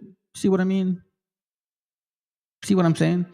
In dispute with Mexicas, Mexicans, and Indians, I'll leave it like that, as well as with Anglo-aliens, colonists, or illegals, Hayden Edwards arbitrarily attempted to evict settlers from the land before the conflict claims could be resorted out by the Mexican authorities. As a result, Mexican authorities nullified his settlement contract and ordered him to leave the territory. Edward and his followers seized the town of Nacogdoches and on December 21, 1826, proclaimed the Republic of Fredonia. Mexican officials, supported by some Anglo-illegal aliens, such as Stephen Austin, suffocated the Edward revolt. However, many U.S. newspapers played up a rebellion in 200 men against a nation and described Edwards and his followers as apostles of democracy crushed by an alien invasion. You see this shit? Like, to fucking nerds. Keep in mind that this is not just white folks. This is black and white folks working together, okay? Don't forget this shit, because like a lot of you guys like literally forget this stuff. In 1824, President John Quincy Adams began putting pressure on Mexico in hope of persuading her to rectify the frontier. Any of the Texan rivers west of the Sabine, the Brazos, the Colorado, the Nueces, was preferable to the Sabians, though the Rio Grande was once desired. In 1826, Adams offered to buy Texas for the sum of $1 million. But Mexican authorities refused to offer the United States. When Mexican authorities refused the offer, the United States launched an aggressive foreign policy, attempting to coerce Mexico into selling Texas. So don't you think they would have coerced into going to war? Of course. Mexico could not consolidate its control over Texas. The number of Anglo illegal aliens and the vastness of the territory made it as almost impossible task. The same AAAs had already created a privileged caste. See? Privileged caste. What does this say to you? Deuteronomy 28:43. You tell me what it says to you. Okay, we just read something right now. Deuteronomy 28:43 says, foreigners who live in your land will gain more and more power, while you gradually lose yours.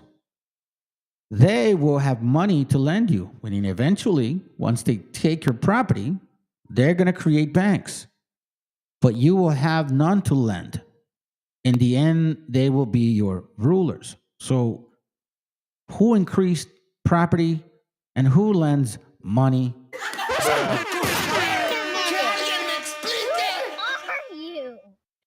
We see a lot of history right in front of our face. Had already created a privileged caste which depended in great part on the economic advantage given to them by their slaves. So we weren't doing that. unlike what people say and shit, like, you know, FBA, Native Americans, indigenous. Well, actually, they say Native Americans, right? With the concept of like the people in the North. But they don't realize that there's like history here. Like, what year are we talking about? Can you guys tell us what year? Like when, roughly? You know, don't just throw it out. 1500, 1600, 1700, 1800, 1900, which year? I'd like to know. When Mexico abolished slavery, oh shit, for real, way before these countries, way before the Anglo or the Afro wanted to let people go in slavery, out of slavery. It had been done here in September 15th, 1829. You see, a lot of you guys don't understand that, don't even know that. It's not in our spirit to be doing that shit. People can tell in this country there was no point of doing that. None of our gente wanted to do that, bro. What are you talking about? Let's continue. Euro-Americans circumvented the law by freeing their slaves and then signing them to lifelong contracts as indentured servants. You see this? Euro-Americans circumvented the law by freeing their slaves and then signing them to lifelong contracts as indentured servants, which we've read before that it was the opposite. But, you know, what are they going to say? Anglos resented the remember, this is a college book. So, you know, they're not going to allow certain things to be said. Anglos resented the Mexican order and considered it an infringement on their personal liberties. In 1830, Mexico prohibited further Anglo illegal immigration, illegal alien invasion. Meanwhile, Andrew Jackson increased tension by attempting to purchase Texas for as much as $5 million. It went from $1 million to $5 million now. Mexican authorities resented the Anglo illegal aliens' refusal to submit to Mexican law. Mexico moved reinforcements into Coahuila and readied them in case of trouble. Anglos viewed this move as an act of hostility. This is not your land. You see what I'm saying? You see how that's insanity. Seriously, I mean, what else do you call it? It's insanity. There's no reasoning. Let's be frank here. There's no reasoning in this. Hostility towards the people that allowed you to be in a land that you don't belong in originally. Anglo colonists refused to pay customs and actively supported smuggling activities. When the war party rioted at the Anahuac in December 1831, it had the popular support of Anglos. One of its leaders was Sam Houston, who was a known protege of Andrew Jackson, now president of the United States. Houston's motivation was to bring Texas into the U.S. Who are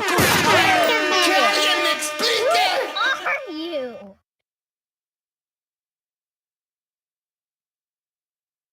Let me show you something.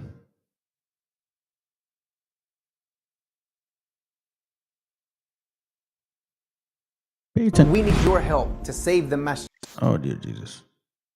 What's wrong with this guy? All right, so pay attention to what this person says. Now different than the one before. It's kind of weird, though. You know what I'm saying? Again, foreigners who live in your land will gain more and more power, while you gradually lose yours, meaning land. They will have money to lend to you once they take over because remember, keep in mind, Texas, all of that land, there was so much cattle, like free range cattle, meaning nobody owned these things. Horses, cows, all that shit. Nobody owned them, really. It was massive amounts. Buffalo, keep in mind, all of this was going on. And then also, there's gold in Cali, oil in Texas. I mean, even in this chapter, it tells you that happens too. Let's continue.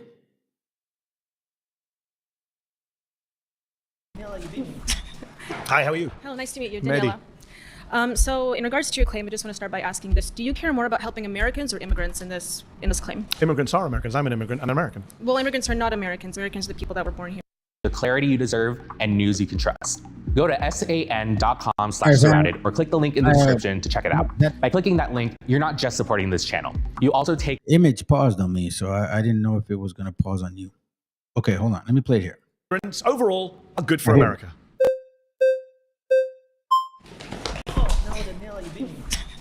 Hi, how are you? Hello, nice to meet you, Mehdi.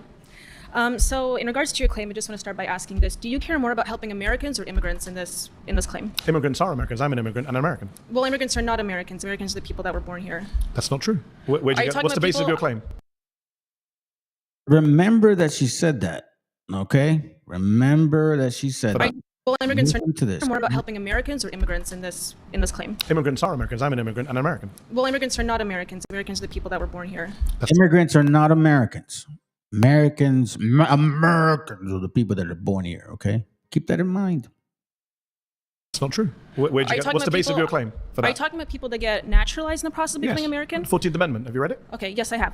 Citizenship clause. It says any persons born or naturalized in the United States are citizens of the United States. I'm aware of that. There's about 40 to 50 million naturalized Americans in this country. Yes, but you didn't seem aware of it because you said Americans versus immigrants. So, but are you understanding that the process of getting all these immigrants that come in here we've been also the millions of immigrants, it's up to the millions, it's the last 20 years now, and it has dramatically affected Americans here in the country, which positively, I would argue.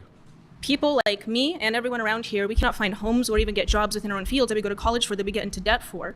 And because more blue-collar work, especially in construction, agriculture, and so forth, and the hospitality industry, we cannot get jobs in those fields, so it requires Are you looking for a job in construction I'm or not, agriculture? no. I went to college. Okay. Many people here are in college or went to college, but we can't even find jobs in our fields, also because of the H-1B visa program as well. But in regards to just your claim about immigrants specifically, we cannot even get jobs to pay for housing. Unemployment is at a record low right now, even under Donald Trump. And I'm not a Donald Trump fan, but I would say unemployment under both Biden and Trump has been at record low levels. Okay, is this in regards for American citizens? Yes. Okay. Okay. Well, I'm unaware of that statistic, but from what I see, from what I can I'm an immigrant. Yeah, it's funny. I'm glad you said that, Sis, because that's what I think. Like, you talk about North America, South America, Central America. You know what I mean? But that's not even the point. That's not even the point. Wait till because remember, initially she said immigrants or born people here. Remember what she said, that there's a difference between those people. Okay. An American, and I employ many American citizens, both naturalized and the ones born here. I employ Americans. My parents came as defined by you. My parents came as immigrants to become naturalized, so I'm not necessarily opposed to immigrants. That her parents came as immigrants. Bruh. Wait a minute. Who are you? A ver, que alguien me explique. Pregúntame, cabrón, pregúntame. I mean, it's like, bro, for real, man? Are you fucking serious? Hold on. You just, okay, all right, okay, so, okay. All right, let's go. So you're the child of immigrants? Correct. I'm a child of immigrants. I was born But you don't here. accept that immigrants are Americans? Not at this moment. So your parents are not Americans? Not at this moment. So hold no, on, your parents are they're not Americans? citizens. They became naturalized. You just said you can't be citizens by being naturalized. No, I was born here, and I'm not Yeah, opposed you're born to here, naturalization. right? I never But are your said that I'm parents- against naturalization. Are you against naturalization? No, I never said I was against You naturalization. did. You began. You're very. Everyone was here. They can play it back on YouTube. You said Americans or immigrants. Are your parents Americans or immigrants? No, my parents are United States citizens. But they're immigrants. You said. No, they came here as immigrants. However, but So they I want are to make the immigrants. claim that we cannot I came here as an immigrant. I'm but an immigrant. at this point, when they came, the I United think that States people aren't happy economy, with the way this is going for you. The United States economy was not at. It's better now. The American economy is better than it's been Not for from many the- years. not from the And I can say statistics that I as someone who see. doesn't like Donald Trump. We're Which giving statistics millions are you and seeing? billions of dollars Which to statistics are people you of seeing? minorities as well as The reason the economy is doing badly now is because Donald Trump's tariff policy. We cannot Nothing even to get do with businesses. migrants. In fact, the They can't even congressional. start businesses. So they're going to get into like some other little politics stuff, right? I'm going to show you one more and that's it, because I forgot about this stupid ass. Shit, she probably was an anchor baby. Oh, that's gonna hurt. Anchor baby. Anchor baby. Anchor baby, you know what that means, right, fam? They get pregnant somewhere else and they supposedly have the baby in the particular land where there's imaginary laws, imaginary lines and shit. Because, you know what I mean? Like, you have to really think about how long we've been going through this shit. Since 1492, we've been experiencing this with all the obstacles that they've been putting in front of us since those times. We are here today. Nah, that deserves this right here. ¡Viva México, cabrones!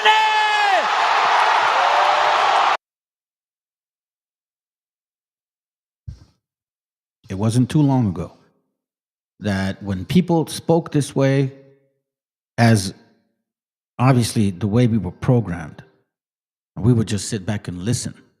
Like, oh, they're probably right. You know what I'm saying? But time has gotten us to this point to where it's prepared us to understand this type of talk now. And it should not overwhelm you, nor should it surprise you. Yeah, she's lost in fucking space, bro. Straight up. But hold on, it's not even over. There are people on drugs that make more sense than these than these Neanderthals. That's right. Oh, that's gonna hurt. Let's continue. The next one is even. Matter of fact, I think the next one's shorter because he just exploded and shit. Yeah, it's really short. And then that's it. And then we move on. Jordy, please return to your seat. Nice to meet you. Nice to meet you. Thank you.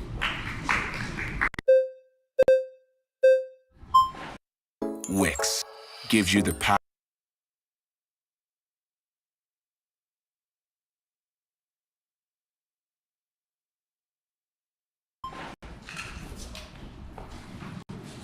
Hey, how's it going? I'm Eddie. What's going on, man? Nice to meet you. All right, so first, before I start, I need to know what you mean by good. I can talk about the economy, I can talk about culture, I can talk about all those things. I need to know what you mean. All of them. All of them. I'm saying immigrants are good for the economy. They're good for You think culture. lower wages are they're good for the economy? society. Where's the lower wages? What do you mean, where's the lower wages?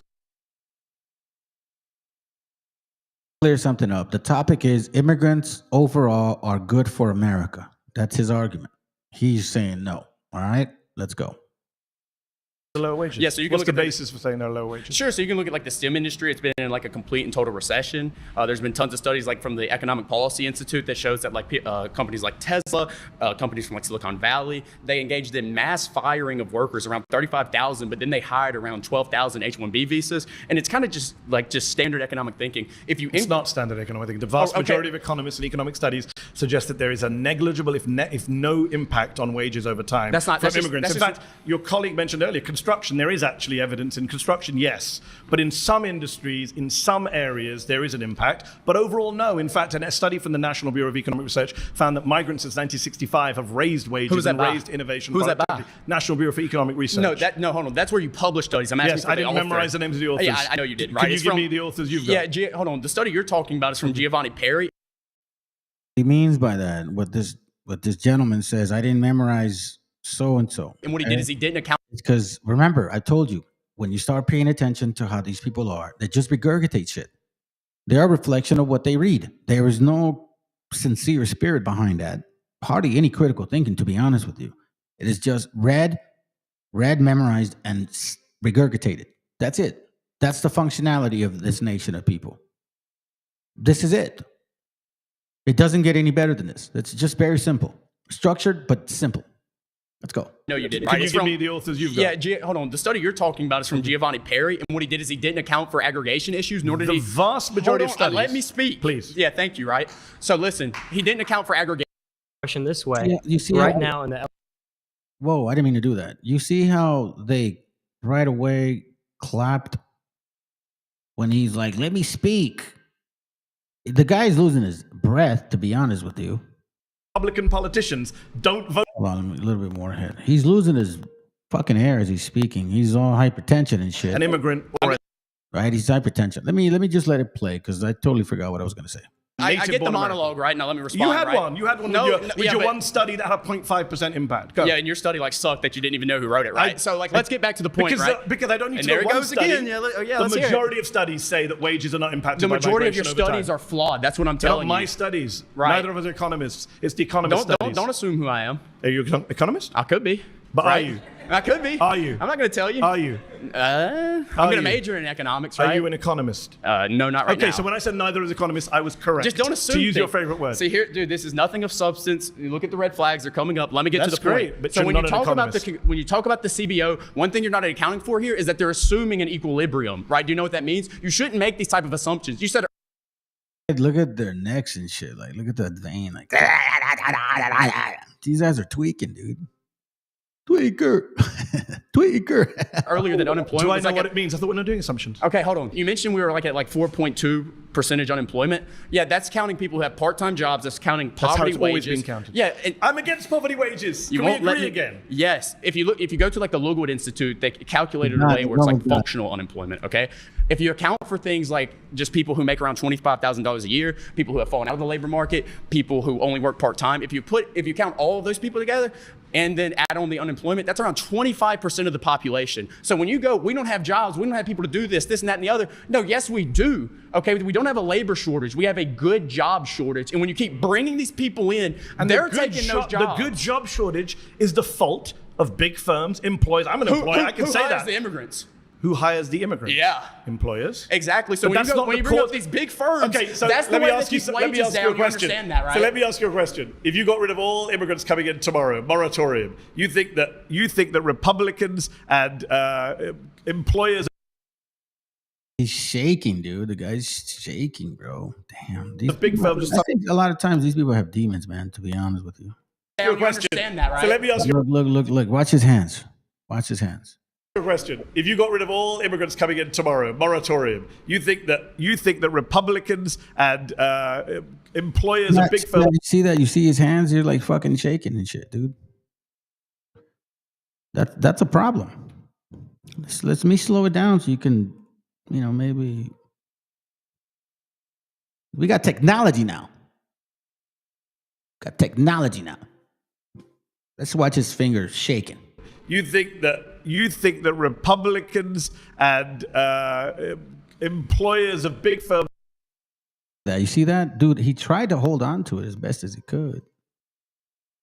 But, you can see the nervousness in people. Some people touch their face real fast or, hold their chin when it's a little unsure. And sometimes people don't do that. Not often, but, you can really pick up on people, man, if you just pay attention.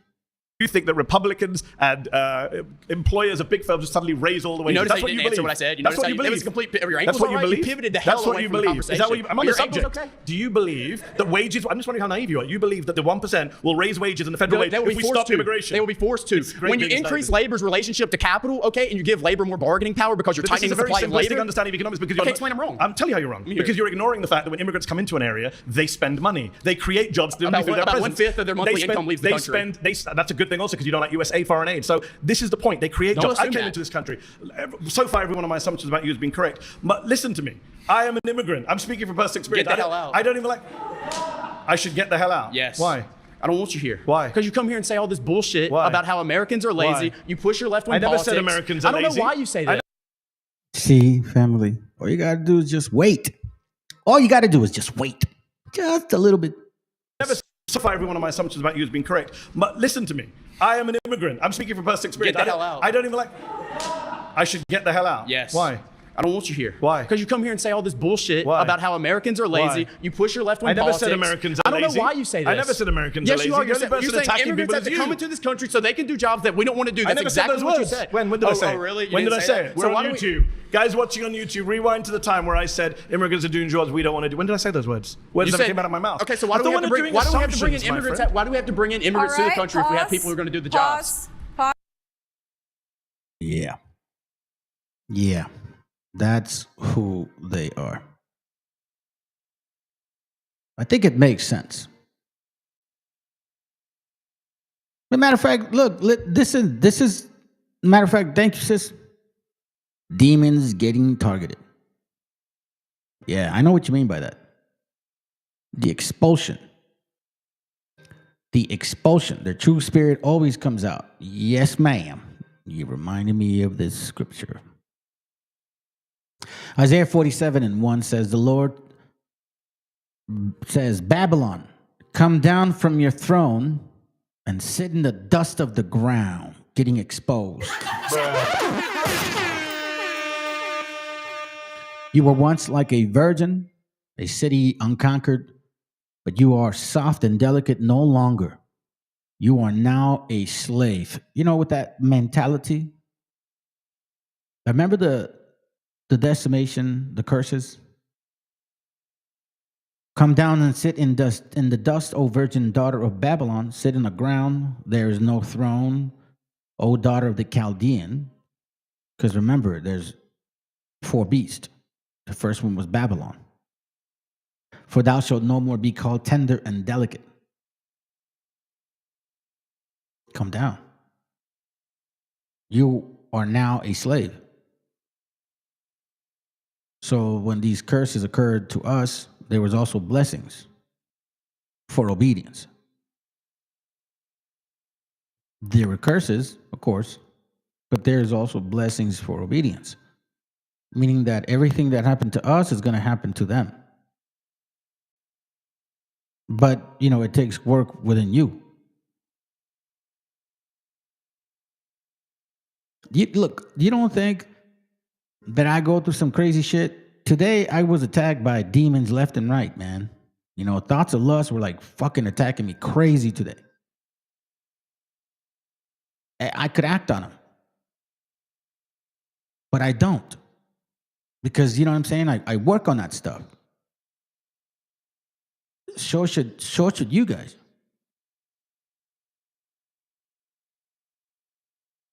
Hey, what do you mean? ¿Qué pasó? What happened? Did I miss something? Oh. I know what happened.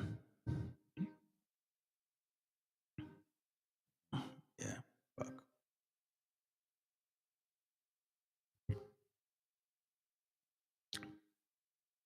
Okay.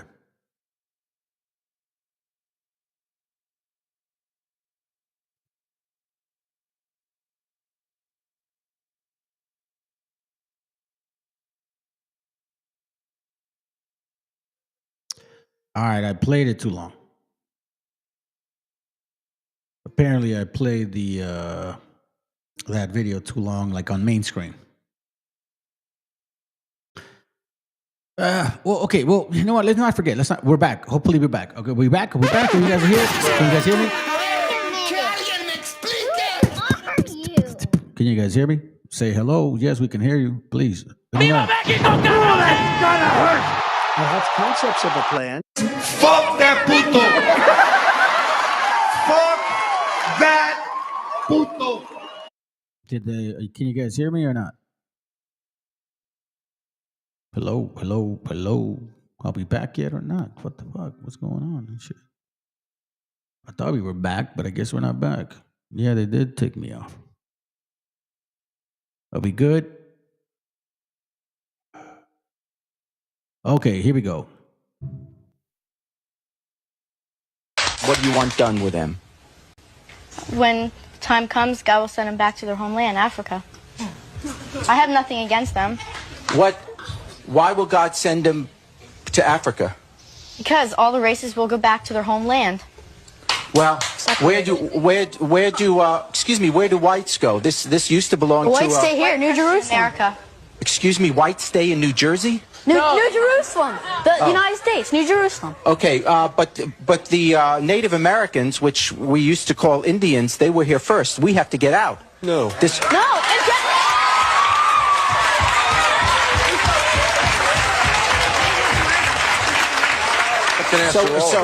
So when are you leaving? I'm not leaving. Listen. Okay, I'll listen.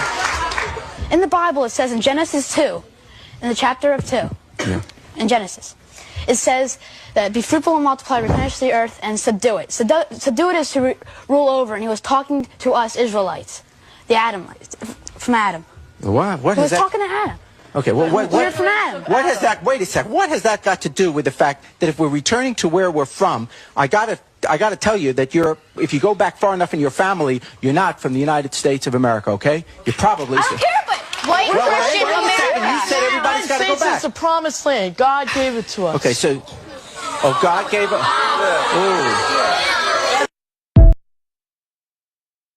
Let that sink in. These kids talking like that produce these fucking piece of shit. That's gonna hurt. That produced this. Grandfathers, grandmothers, whatever. I don't care. It's all obvious, man.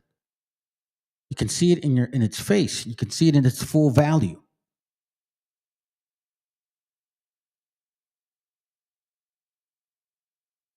We left off in page 7.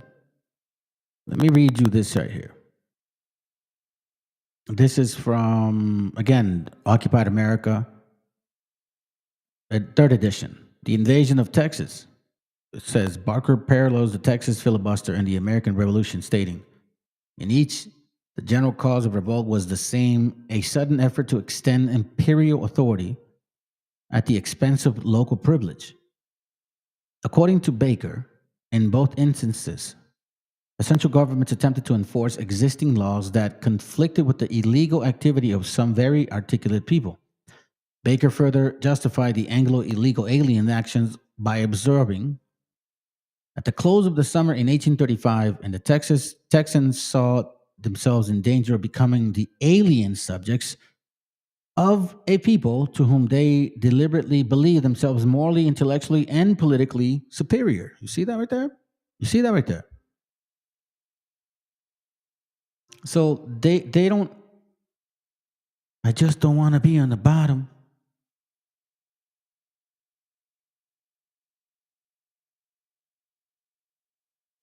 I think it's this one. Which one's you could find it here. Yeah, here it goes right here. Lamentation, here, I'll read it this way. Lamentations 5:2, it says, our inheritance is turned to strangers, our houses to aliens. Aliens. Inheritance turned to strangers, our houses to aliens. What they do not want to be. In danger of becoming the alien subjects, which is why they call you raza aliens consistently.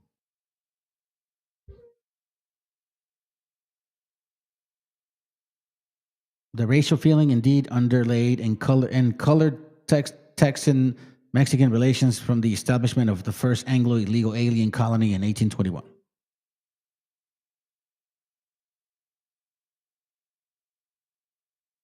me show you something.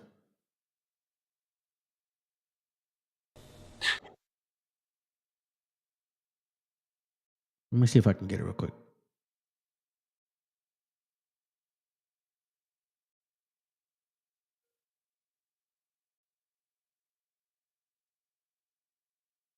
AI, we want AI models based on accurate information that give accurate information and accurate answers. This executive order will ensure that when the federal government procures or promotes different AI models, that those AI models are ideologically neutral, that they don't embrace wokeism and critical race theory and all of these terrible theories that have done so much damage to our country. All these critical race theories that have done so much damage to our country, what he means is that it has done so much damage to the crackers, the sons and daughters of Esau, the true illegal aliens. That's what it means. There's no ifs, ands, or buts about it, okay? They're talking about critical race theory, the Great Replacement theory explained. But critical race theory for themselves. You know what I'm saying? In mid-September 2021, the U.S. media turned its attention to the increasing number of Haitian immigrants seeking protection at the border in Del Rio, Texas. While most of the arriving migrants were either turned back into Mexico or deported to destitute conditions in Haiti, some Haitian families were allowed to stay in the U.S. and pursue asylum claims in the immigration courts. Okay? But here it says this.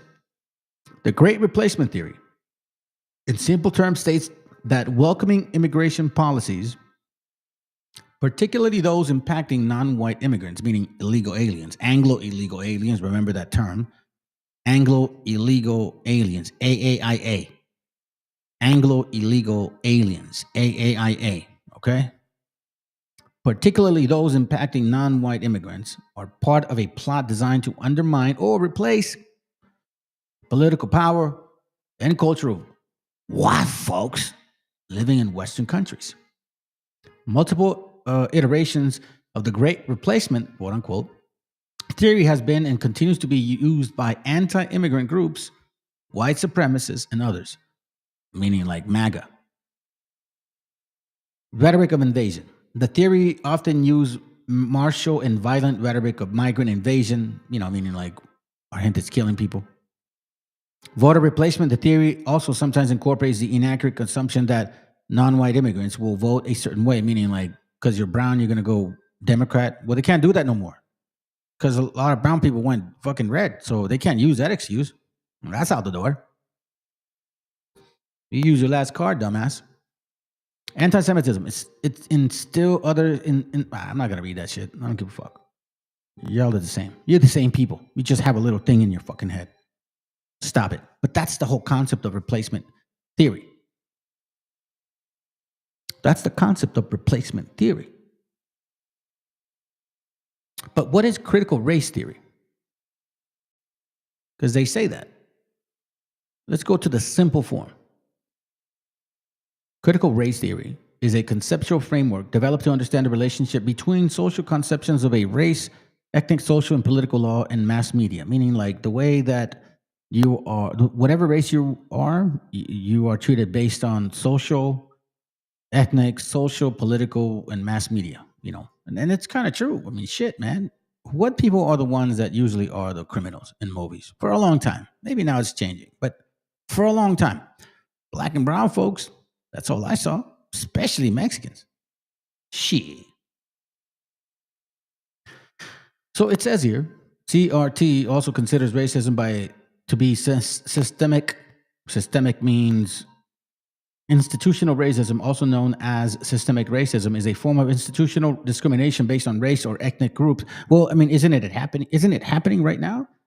Based on race or ethnic group. Institutional racism is ICE fucking pulling you over because you're a fucking Mexican. And they want to forget that part of history. Yeah, disgusting animals, man. Yeah, I said it. So what? You call me that shit all the time. It's my opinion. Doesn't make it so, but if you let it make it so in your head, then maybe you are what you are. The linkage to possessive investment in whiteness. That's why I named that class this. Silence compliance. Theories help us identify what is important in addition to allowing us to describe, predict, and better understand phenomena. Possessive investment in whiteness. Remember, that's why I got the name. What does it mean?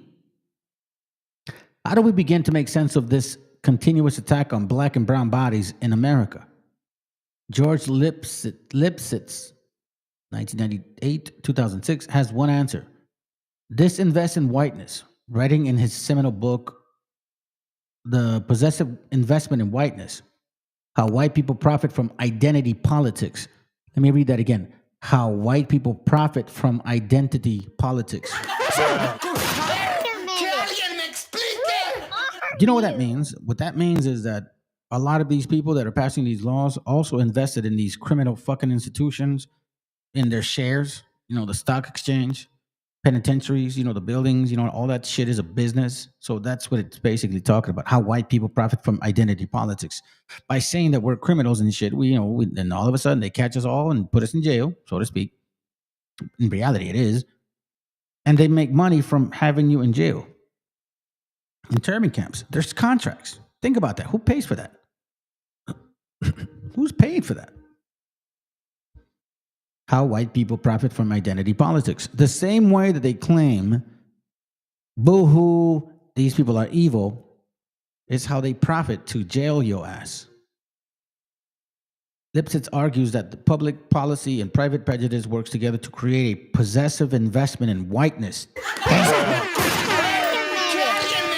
which is responsible for radicalized hierarchies for our society. That's why the propaganda book from 1913, I believe, or 39, whatever, I read before, tells you exactly how they manipulate people. They've been doing it for a long time. Possessive investment in whiteness, which is responsible for radicalizing hierarchies of our society. Lipsitz uses the term possessive investment in whiteness both literally and figuratively and explains whiteness has a cash value. Remember that fucking ugly looking lady that she's over there talking about how, what's her name? Oh my God. She was talking about the WASP. I can't remember her name. But she said that God favors them because of prosperity. That's what she said. Here we see what he says. whiteness has a cash value.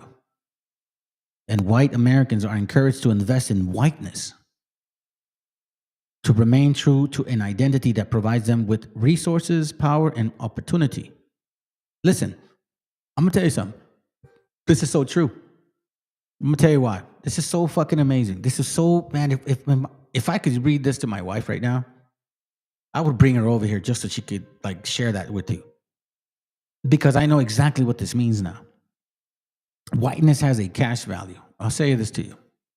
There's a company out there that invests a lot of money in selling insurance to veterans.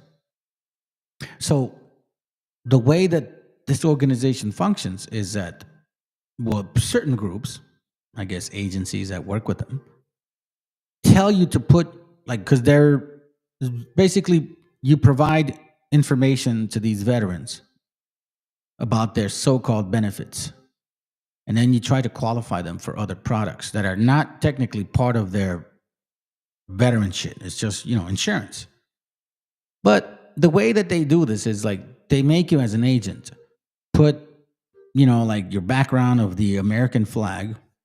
And then in their script, they tell you, thank you for your service to our country. I don't think our veterans hear that enough. So again, thank you. And then because they claim that they're there to help the veteran, and you got the flag behind you, and you're like, thank you for your service, bro. Because you don't even fucking care about these people. You don't know them. People are selfish. It's just a phone call. It's a stranger. And then that's it. You'll never talk to them again. They don't care. But here is what it means. Whiteness has cash value. When you sell God Loves America, it has cash value.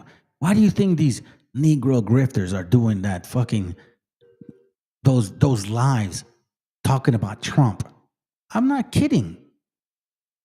It has cash value. And white Americans are encouraged to invest in whiteness. I'm telling you, family, let's put it this way. American Cholo, he has white folks following him. So he makes feria because he understands there's whiteness, that whiteness has cash value, meaning it comes with money. So like, for example, if I was Raza that was like, fuck you, and I'm gonna go with Trump because I want to make some money, meaning I create a channel and I talk mad shit about all of you guys, and I go pro-Trump. I put a red hat on and shit. I'm telling you, because whiteness has cash value. Because them are forced to invest in their whiteness to keep it alive, to keep it fluctuating. I think they tell you, hey, 4th of July every year. I think they have the flags all over. Why I think you've seen a lot of people coming up with their channels going pro-Trump that are not white, but are asking for money. Listen, I'm going to be real with y'all. I'm never going to lie. I'm going to try to do my best.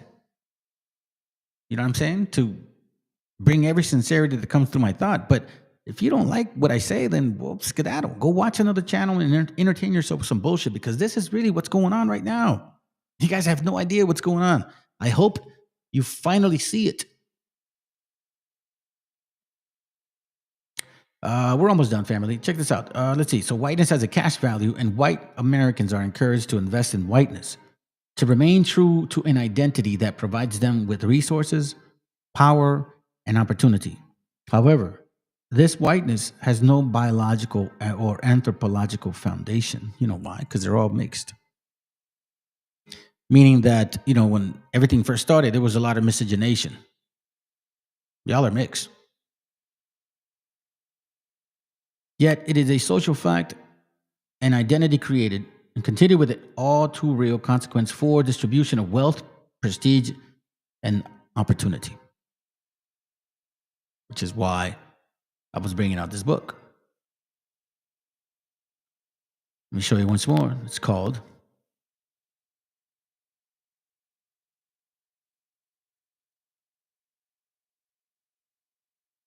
Occupied America.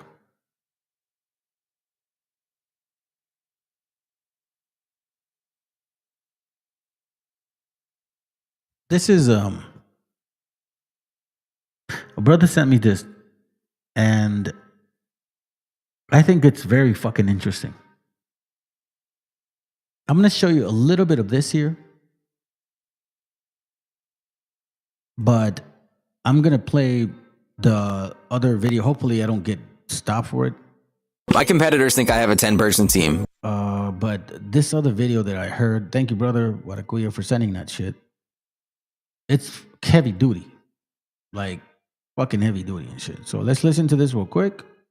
And then we'll skip it, and then I'll show you. We're not going to watch this at all, like hardly anything. I just want to give you pinpoints of concepts.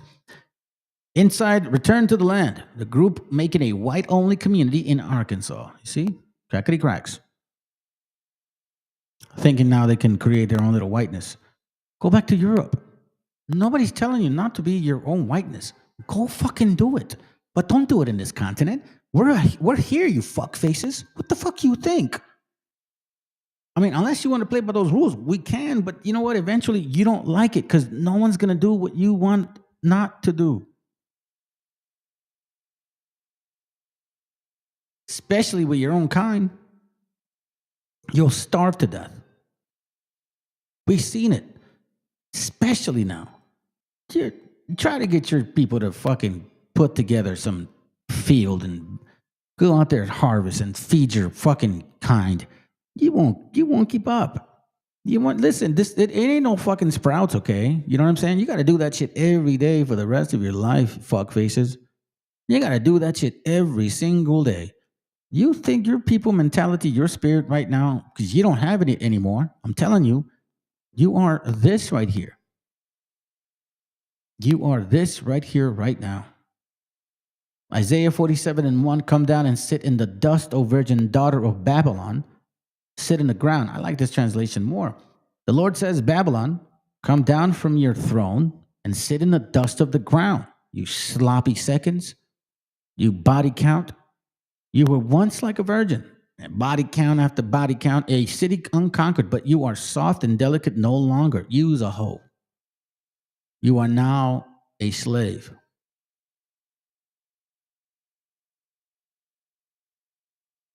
This is why you talk like this. You want to do this? You can do it. Do it in Europe.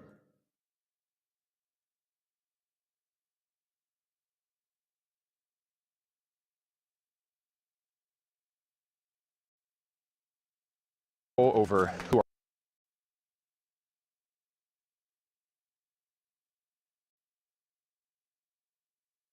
what we've done here is establish a place where we have control over who our neighbors are, and that is just for the sake of preserving, our culture. And that culture, effectively, we're saying this is a white culture, a whites-only place.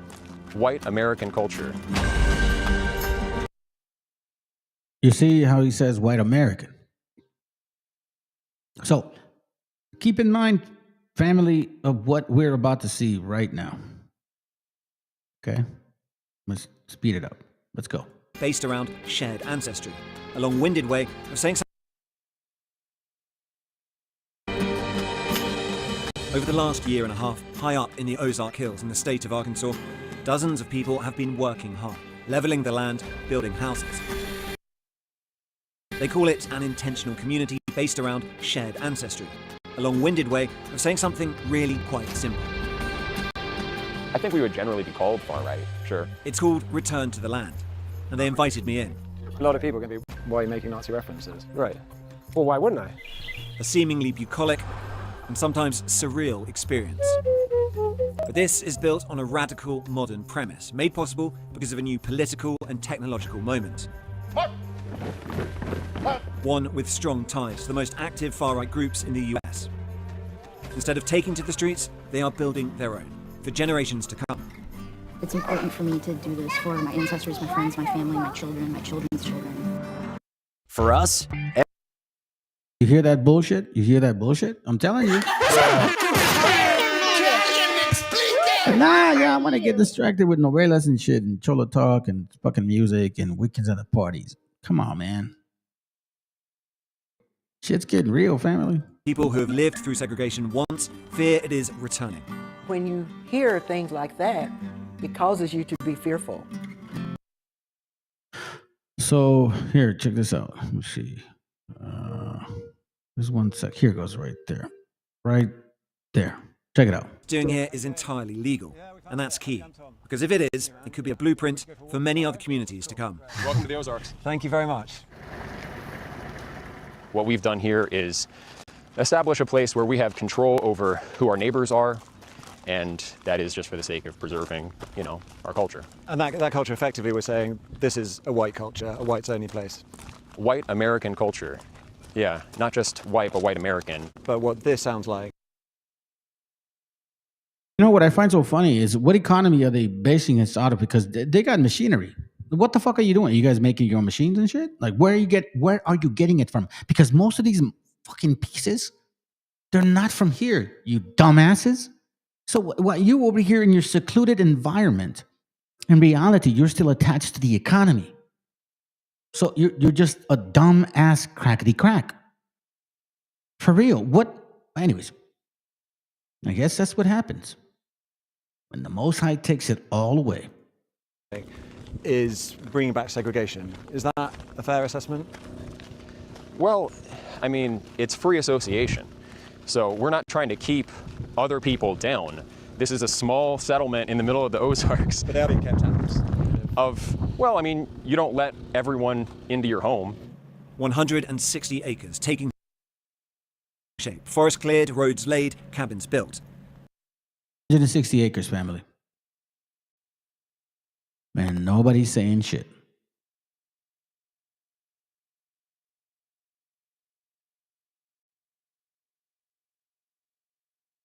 I don't get it, man. I'm going to finish it with this video here because I think it's important for y'all to listen to this shit. Thank you, Warakuya, for doing this, bro. Vaseline on facial.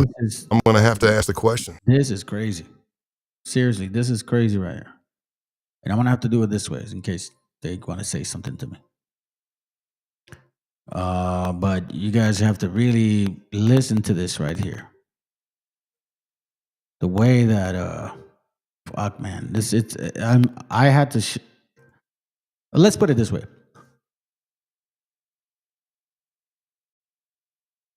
We've seen Jeffrey Dahmer's, the mini bomber, the guy that blew up that fucking town in Kansas City.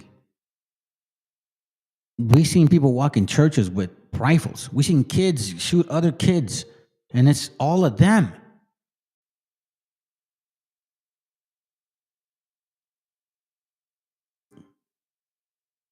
You know what I'm saying? Check this out. I'm going to have to ask the question. And if the answer is no, then the penalty's death. I may very well have to put a bullet in the back of my dad's head. Their views are this. They believe that society is going to collapse on its own or from man-made events, and they want to speed up the collapse of society. And they want to do it through guerrilla warfare tactics. We take out a power grid. We take out a water system by poisoning it. So at that point, I'd gained enough trust to be brought in to the murder plot. You're talking about going and buying catch bags that attach to your AR so it catches the brass so you don't leave it. We're going to leave all of our electronics at a campsite. We're going to go to a pay-by-the-hour motel. We're going to scrub ourselves, make sure there's no dead skin that can come off. When I went back to the office to run the FBI's training, I told everybody, the 19-year-old led carbine training, and it was good. They could get the drop on a lot of average Joes. Let's talk about the base then. So I guess I hadn't heard of this group or even groups like this prior to hearing you talk about a lot of people, a lot of law enforcement hasn't. I bet, man. And it's pretty shocking stuff that we'll be talking about. But I guess similar to the Outlaws, just explain to people kind of what this group's ideology is and then how you ended up getting into it.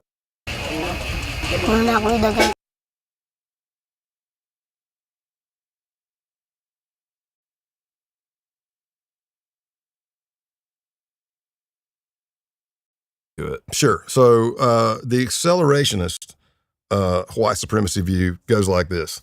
Number one, they hate the government. So don't think Republican, Democrat, right, left. That's not it. They hate the government. They want a Hitler's Germany. That's what they want, which is what a neo-Nazi usually wants anyway. But with accelerationists, they go about it by different means. An accelerationist is their views are this. They don't believe there's a political solution that can save the white race. They believe that society is going to collapse on its own or from man-made events, and they want to accelerate. They want to speed up the collapse of society because in their mind, when the collapse of society happens, then they can come in, clean house, and have their own ethno-state. That may not necessarily mean the entire United States, but I can tell you that when I was in the base, my cell, CELL, was looking at property. My cell and the Maryland cell were looking at property in the Appalachian Mountains. There was a Northwest, Midwest, Detroit, out of Detroit area in Michigan. They were looking at property in the Upper Peninsula of Michigan. The Pacific Northwest, they already had property. The leader of the base had property in the Pacific Northwest. So that kind of compound idea, we run our own thing. We are our own doctors and everything. Again, not a lot of afterthought on some of that stuff, but that's the idea. And they want to do it through like guerrilla warfare tactics. You're not going to see an accelerationist out on the street in a hood and a robe or walking down the street with signs protesting and yelling racial slurs. They don't want to do that. They believe, number one, that makes them a mark, lets everybody know who they are, and it does no good. What they believe is, let's do guerrilla warfare tactics. Let's do small attacks like we take out a power plant or power grid. We take out a water system by poisoning it. You kill lefties, you kill anti-fascists, you kill non-whites, burn their businesses, stuff like that, slash their tires, anything to create chaos, to start the downfall of society. So a lot of times when I'm teaching, I say, like, remember that year when everything was being burnt and towns were they're sitting up on a hill and they're laughing. They're like, man, we hope the cops start shooting these people start shooting the cops, when we can come in and clean up afterwards. And that is one of the plots we uncovered in that case. Something very similar. They were going to start popping rounds at a Second Amendment gun rally. You guys paying attention to any of this stuff that's going on? I wanted to give you guys a little leeway on the overlay here because I could show that. But isn't that nuts? What are we talking about here? What kind of spirit moves like that? What kind of spirit moves like that? What kind of spirit even asks itself to kill its parents?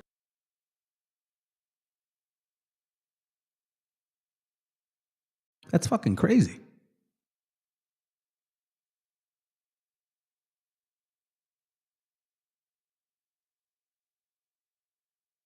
Was it 39? Second, let me see. Just something came to my mind. Is it? Hold on a second. Oh, I don't remember now. Let's continue. Protest that was going to be in January of 2021 in Virginia, because the governor at that time was a Democrat that was running pretty tough on gun control. So they knew that, like, militia, Second Amendment, 3%er people would be there. They knew there'd be protesters and probably cops. And their idea was, hey, if we can pop a couple of shots, maybe nobody knows who's it coming from. You guys remember the fire that somebody activated over there? I don't know what state. And the firemen went in there to try to turn it off and they got shot. It's exactly what he's talking about.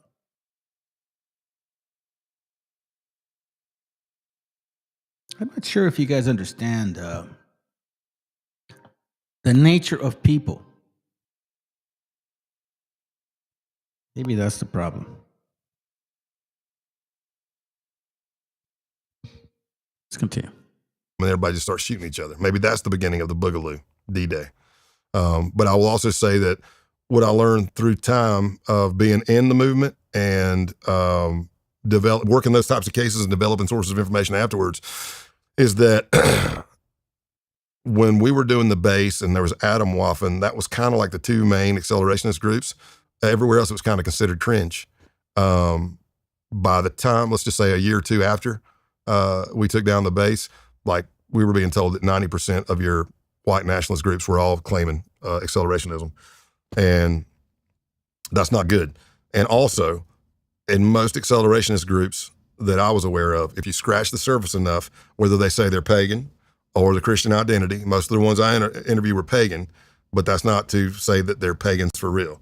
Just like white supremacists take the Bible to come up with the stories for Christian identity, which is not Christian. It's not Christ following. It's called Christian identity. It was totally white supremacist.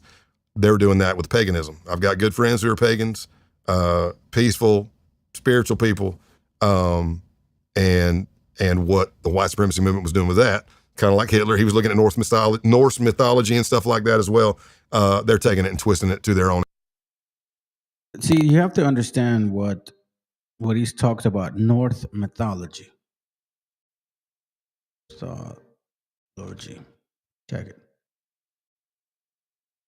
Also known as Nordic Scandinavian. Okay. North mythology. All right, so check it out. Valhalla. All of the slain is a significant concept in Norse mythology. Hall of Slain. It is a majestic located in Asgard, presided over god Odin. Now, I've showed you guys Odin or Wotan is the same thing. There's no difference in reality. Now, I showed you guys a book that is a connection, okay? But here's where it gets even more interesting. The same book that I showed you guys from, and I cannot remember right now, so, forgive me. Odin does mean cause. Let me see. Hold on. Let me see if I can find it in my pictures. Odin.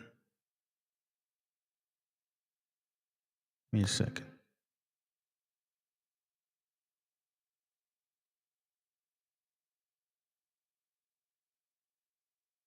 You'll find out pretty soon how crazy this name is.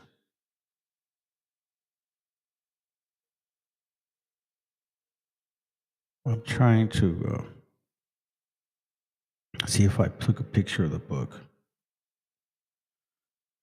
I don't think I did. All right, let me see if I can show you guys real quick.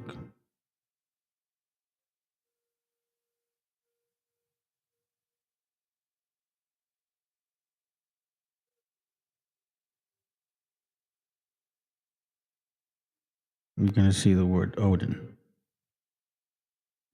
mentioned several times.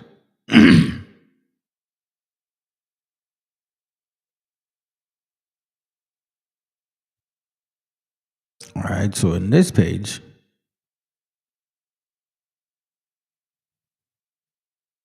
the word Odin is right here. They also worship the same gods as the other Germanic peoples. Preeminent among the deity was Odin, Woden, the universal father, the highest of the gods, the Lord of kings, yada, yada, yada. Thor, so to speak. Okay. Odin is, where you at here? He's on the bottom.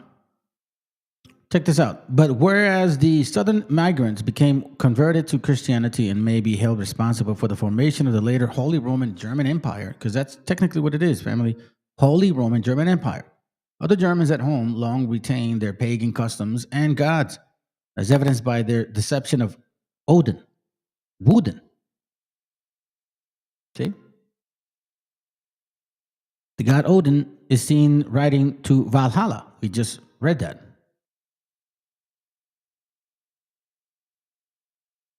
And here, the word is to the right.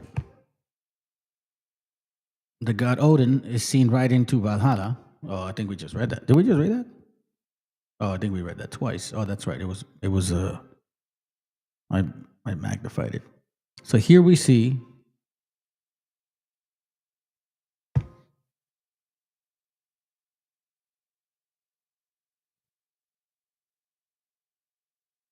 Odin. Again. Baal. Baalim.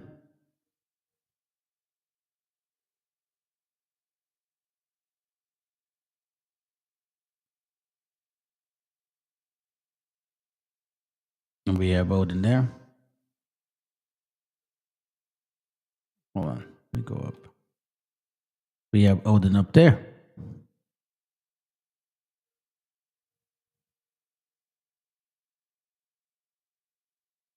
Odin, Wooden, Ba'a. Right?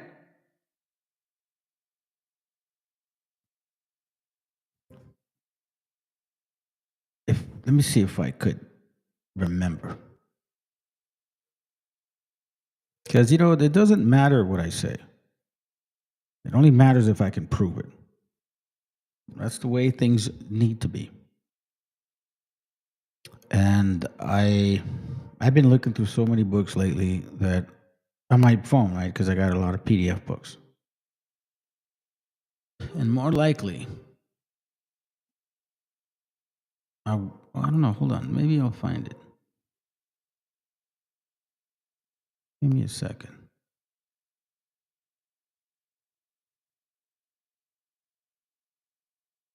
You're going to have to bear with me real quick. Is it this one? No. Let's see. No, it's not. It's not. I have a book where it actually shows that Odin is cause. And I didn't just want to say it without proving it. But technically, Odin is cause. Okay? And cause, for y'all that don't know, is this guy.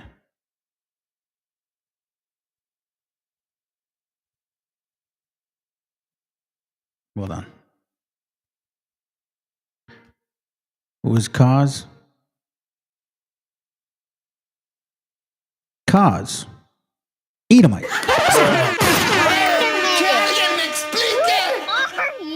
Cows, chaos, cause, was the national god of the Edomites. He was the Idumean structural parallel to Yahweh. Boy, you know who that is. Cause. I'm telling you, family, I can't remember the class either. But I did a class where I showed the book that shows this is who he is. So when you guys call him Esau, you damn right he's Esau. He's a son of Esau, the seed of ideology. But what we found is if you scratch enough in a lot of these groups, there's usually a member of Order of Nine Angles, or there's some other groups out there now, and those are heavily satanic white supremacy groups. And when you look at Order of Nine Angles and others of that nature, they are big, at least they're proponents of, and if you get into their chat rooms, you're going to see some horrific stuff because they're big on sexual abuse, rape, and pedophilia. Oh, yeah. Like big on it, like how or why? Like advocating for it. How do you? But what's the justification there? I didn't. Fortunately and unfortunately, I didn't get to infiltrate one of those groups. But yeah, I mean, this is coming out more now. It's just satanic stuff, man. You know. So if I'm painting it into the siege culture, which is that accelerationist view, probably when the boogaloo happens, they're saying they're just gonna. This is not a joke. I found this here, which I'm gonna do a class on it. I don't think I'll do it tomorrow. I may do it Monday. I have a cool class. It's called The Wicked Root. I already have everything I need. I go deep on this shit. These people aren't kidding. They really do this shit here. They really do this to these kids. Why do you think they have kids like that? They have them in churches. Why do you think that matters? It ain't what you think. That's some sad shit, man. That's why, I'm telling you, that's why I watch my kids. I protect my kids 100% of the time. I know what my kids are. Do you know what your kids are? Rape kids. I mean, I'm talking about 21, 22-year-olds. You know, my oldest one doesn't count. I know what she is. And women, all they want. Because people on the base said that. They were like, hey, because I told them, I'm like, hey, I asked, Hey, I see we're always talking about this. We're going to get our own ethno-state. We're neo-Nazis. Yeah, bam, bam, bam, bam. I haven't heard you guys talking about me getting our own compound or getting our own ethno-state. I haven't heard any of you guys talk about procreation for the white race. You know what I mean? And I've got a woman, but she's not being shared.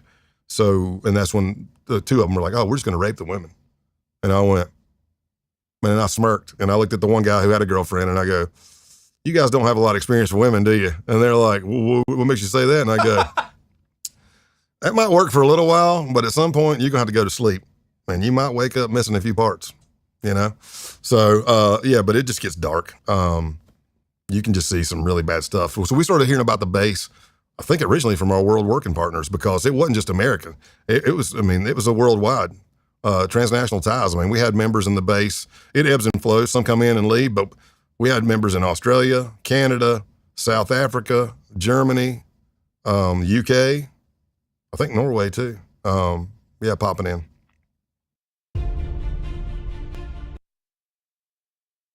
If I didn't think this video was important, family, I wouldn't show it to you. Honestly, if I didn't think it was. I think it's extremely important. You should need to see the way, there you go, sis, thank you. Learning the nature of people is super important. These people move around cunning and deceitful. Very true. Let me show you something. I believe it's in, yeah, sure.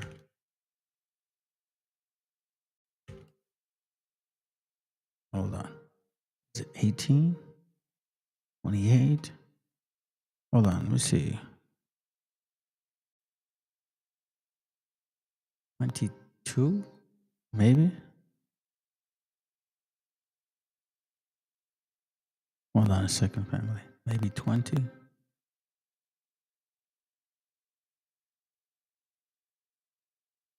Which one is the chapter that I saw? 28? Yeah, this is it. Okay, thank you, sis. Thank you. Thank you very much. You reminded me of this. In the book of Joshua, and again, I'm not fully subscribed to it, but I just find it, because again, there's discrepancies, but check it out. But I find it so interesting that he says this right here.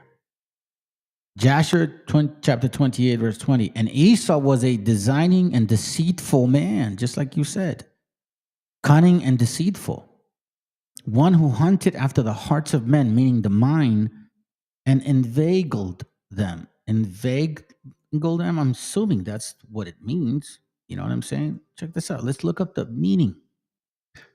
Is the past tense of inveigled, persuading someone to do something through clever talk, trickery, or flattery. He wants to know what you're thinking so he can manipulate your fucking mind.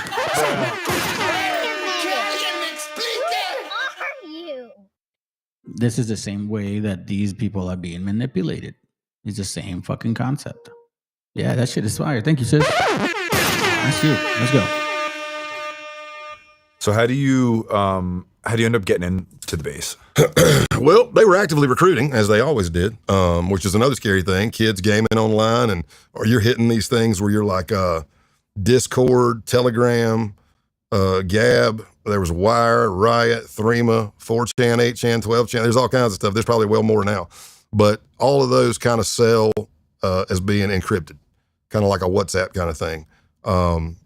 So being encrypted, and you can do vocal calls on it, or you can talk, or you can just post. And I'm not saying that, of course, all of that's not set up for bad things, but I'm telling you, bad people go there to use that stuff. So they were recruiting actively on Gab, and I went in there and I answered some of their stuff. They always left their email at the bottom. And save your race, join the base, show some training, and then there would be a propaganda video for recruitment. And once I got in the group, the standard was this.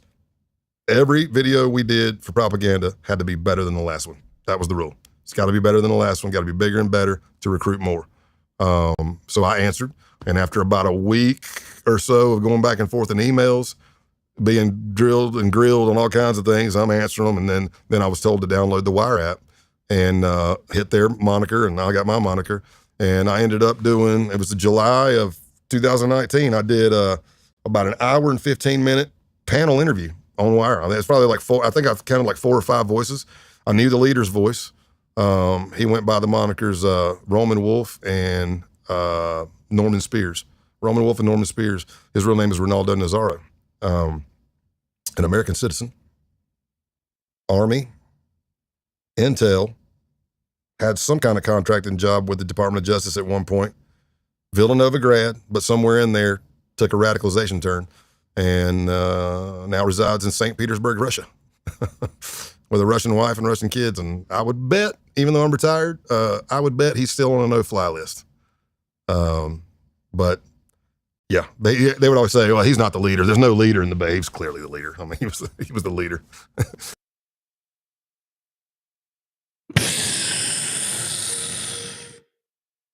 Habakkuk 2, verse 8. Because thou hast spoiled many nations. They've gone all around the world to do this shit. All the remnant of the people shall spoil thee. Because of men's blood, and for the violence of land, of the city, and of all that dwell therein. Now, keep in mind that it says this here. Revelation 13:10, he that leadeth into captivity shall go into captivity. He that killeth with the sword must be killed with the sword.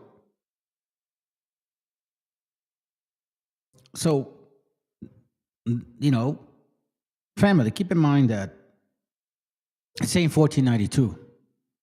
There's no smallpox decimating us. We are the majority. Oh, that's gonna hurt!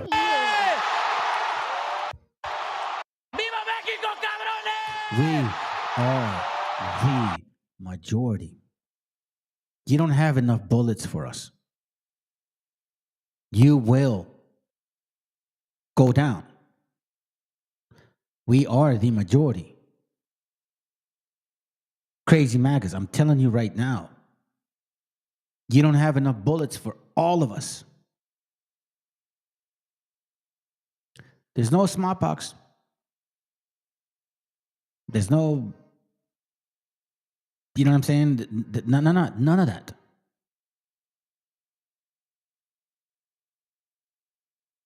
Everything that you've been taught has been given to you by your own prophets to teach you confusion. Their job was exactly to do that. To teach you confusion, to bring you to naught, to get you to the point where you would feel so superior, so supposedly unavailable even to the Most High.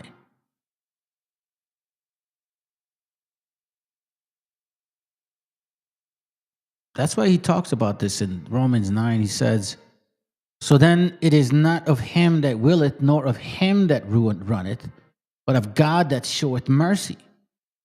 For the scripture said unto Pharaoh, even for this same purpose have I raised thee up, meaning brought you to that thought process that you would be like Obadiah and Malachi.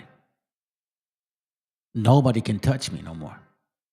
He brought you up to that mindset, that I may show my power in thee, and that my name might be declared throughout all the earth, to bring you down to the ground. I mean, he would hit me on the side. You've been a great asset to the ranks. You know, you're really killing it out there. And, you know, had we not uncovered things, we might have pushed it farther and maybe be my own cell leader or something. I don't know. But we started Family, I don't promote this, but, you know, get protection. Covering murder plots and crazy. I mean, they were saying crazy stuff, but again, saying crazy stuff. I ran for the Attorney General. Because I did. So, you know, anybody tries to come in this house, you know what I'm saying? You better be careful. Let's go.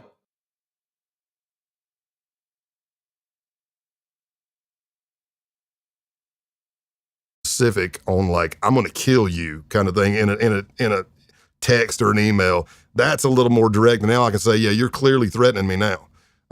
But just to spew hate, I mean, you can walk out in the street and say, I hate every racial slur you want. So you're sitting there, you're listening to all this crazy rhetoric, and sometimes there might be some alcohol, sometimes not. And now you're starting to hear like, if my... Into this part. And this is sad. This is sad for the parents. I mean, I'm being real. Just, being as just a normal person. These guys pondered the concept of shooting their fucking family, man. Listen. When the boogaloo happens, I love my parents with all my heart, but I'm going to have to ask the question, are you fascist? And if the answer is no, that automatically makes you anti-fascist, and the penalty's death. I may very well have to put a bullet in the back of my dad's head. And then the other one says, I could do it, but I'd cry myself to sleep every day. I think I'd rather somebody else do it. See that crazy shit?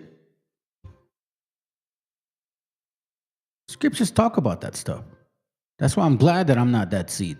I'm so thankful, Father. Thank you for, like, you know what I'm saying?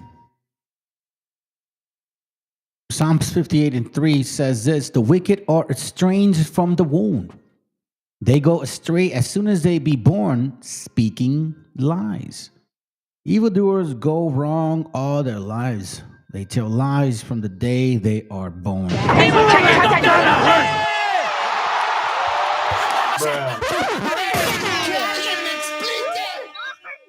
The wicked are estranged from the womb. They go astray as soon as they be born, meaning like they don't give a fuck about their parents, man. Their poison is like the poison of serpents. They bite the hand that feeds them. Serpents will bite. If you buy a snake, you feed it all its life. One day it'll fucking bite you thinking you food, bro. They are like the death adder that stoppeth her ear. The wicked are estranged from the womb. Check this out. Let me go back. We're almost done, fam. Thanks for sticking around. By the way, show some love. Like, share, you know what I'm saying? Subscribe if this is the first time you're watching. We're trying to push this information out. Hopefully you appreciate it. And if you're a regular, well, all praises to the Most High. Thank you for being here. Shows me support, man. Reminds me that this work is not in vain. And then the other one says, I could do it, but I'd cry myself to sleep every day. I think I'd rather somebody else do it.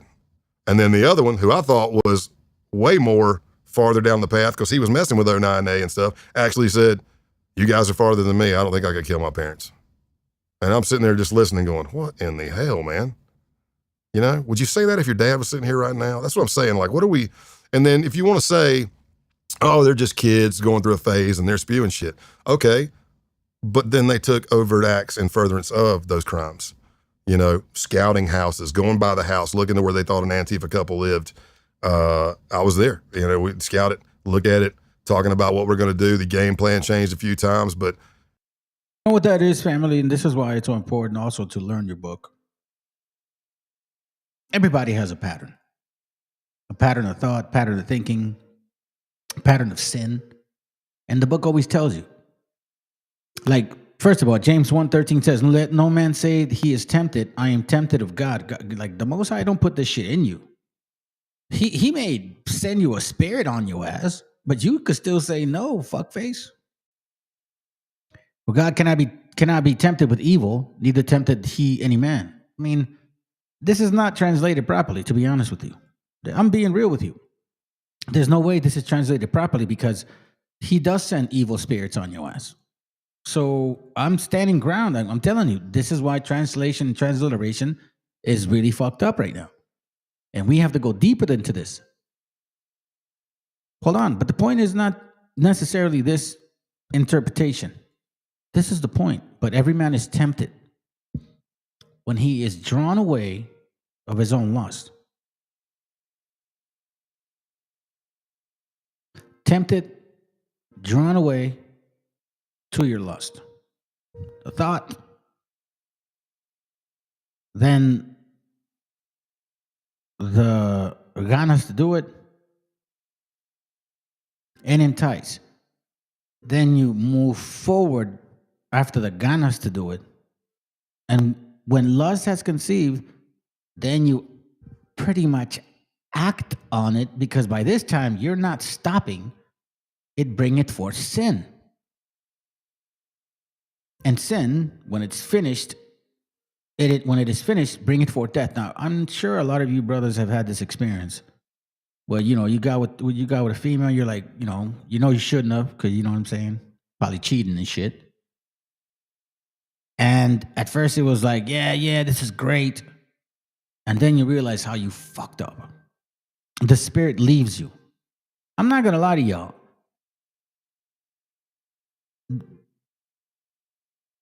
Because I was active before I got with my wife. And then my wife and I were separated for 6 years. A little history about us. And in those moments, you know what I mean? Like, that, I was a mujeriego shit, you know what I'm saying? I'm not going to lie. And man, the involvement of my sin, the way that it was like leading me to that, always the same process. It was always like this pattern towards my sin. Let me see if I can get a better, or at least a more clear one. But we are tempted when we are drawn away and trapped by our own evil desires. Tempted and drawn away. That's a pattern. It's a pattern. And trapped by our own desires. At this moment, you're kind of locked in at this moment. Then our evil desires conceive. Meaning there's nothing stopping you. And give birth to sin. Now you really fucking done it. Like, for example, let's say if I committed adultery to my wife, or like towards my wife, that I planned it out, that I saw it, and I knew it was coming, and I didn't stop myself, but you know what I'm saying? Like, it was coming, and I was like, nah. No, on the opposite. I said, nope. Let me see what it's about. I'm tempted. Let me look at these pictures. Drawn away. This is a process. It doesn't happen like so quick. Remember, we live, wake up, go to sleep, go to work. This is a prolonged situation, because this is how demons work.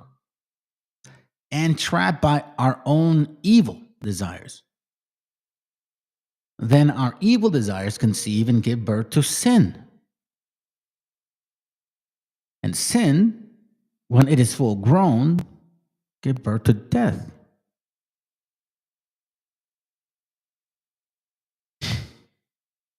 A lot of us miss what this is saying. Evil desires. Evil desires. And gives birth to sin. Now, let me show you something. I think it's here.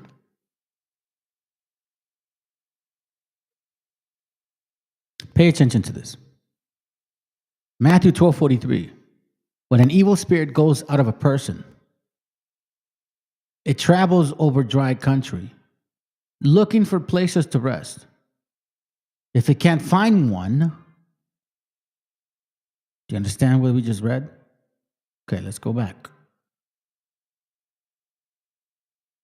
When an evil spirit goes out of a person, it travels over dry country, looking for a place to rest. An evil spirit. If it can't find one, it says to itself, I'll go back to my house. So it goes back and finds the house empty, clean, and all fixed up. Then it goes out and brings along 7 other spirits, even worse than itself. And they, with the 7 other spirits, including that demon, come and live there. So when it is all over, that person is worse shaped than at the beginning. This is what will happen to the evil people of this day. So I'll give you an example. Very simple. Isms. addictions. Let's say you might be addicted to something, or you were, or you know somebody. They always say, I'll never do that again, right? I'm done. I'm done with that shit. I'm done with that. I'm clean now. I'm clean, right? They say that. Okay, fine. Let's say that's true. So here's what happens. When an evil spirit goes out of a person, that's what happens. Person finally repented, like they're done, like their skin, their flesh is like, oh, I don't even want to be in this fucking skin right now. Fuck this shit. I can't even sit down. I can't even stand up. I can't even drink. I can't even eat. When that evil spirit goes out of the person, meaning like you're like, oh shit, it's not there no more, right? Now you went through the Malia shit. Remember, we're talking about like ism. You know what I'm saying? It travels over dry country looking for a place to rest. If it can't find one. So looking for a place to rest. So this evil spirit, like addiction, tries to fucking get into somebody else. That's what it's saying. It's trying to get into somebody else. Remember, that's why unclean spirits, like the pig in Mark 5. You know, like the pigs in Mark 5. You have to really know what the parables are about.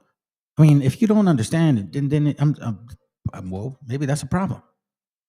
It's not that difficult to find and see these things, man, because they actually do mean something.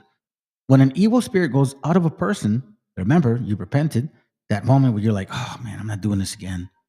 Or when your family took you to the retiro and shit and you felt really good and you're like, you don't have no evil in you. Because that does work. You're surrounded by people that don't want to sin. That's not bad. You know what I'm saying? Like, that's not bad. Even though it may be a bad direction or worshiping, that stuff is still not bad because you can feel it around your people.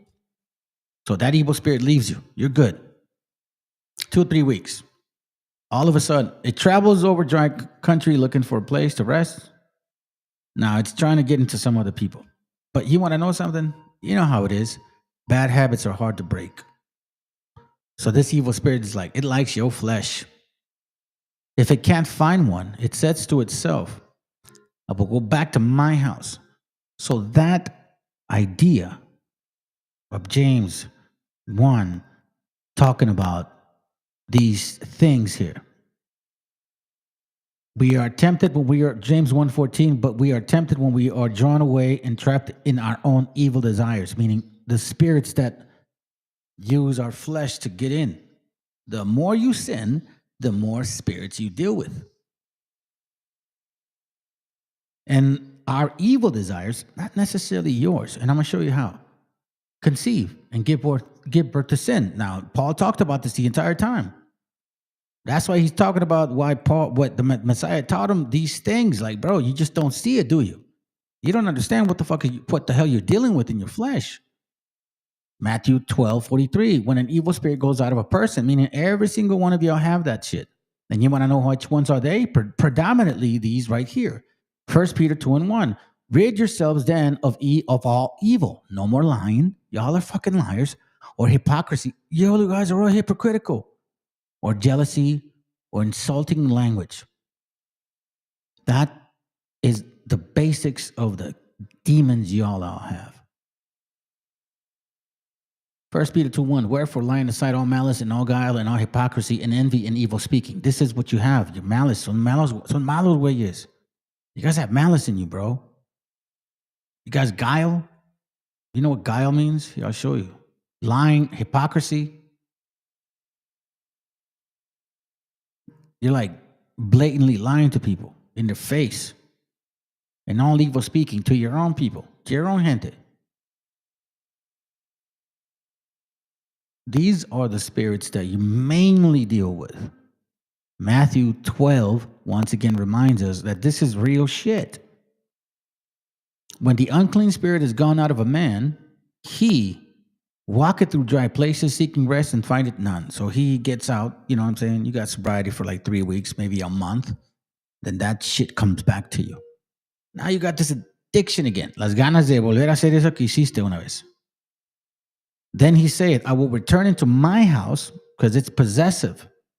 This demon is, he literally is like not rent free. Like he lives in your skin. Like, this is the shit that you were given to deal with. That fucking thing that you know, that other side of you, that fucked up shit of you, you know what I mean? The one that, like, oh my God, I need to control that thing often.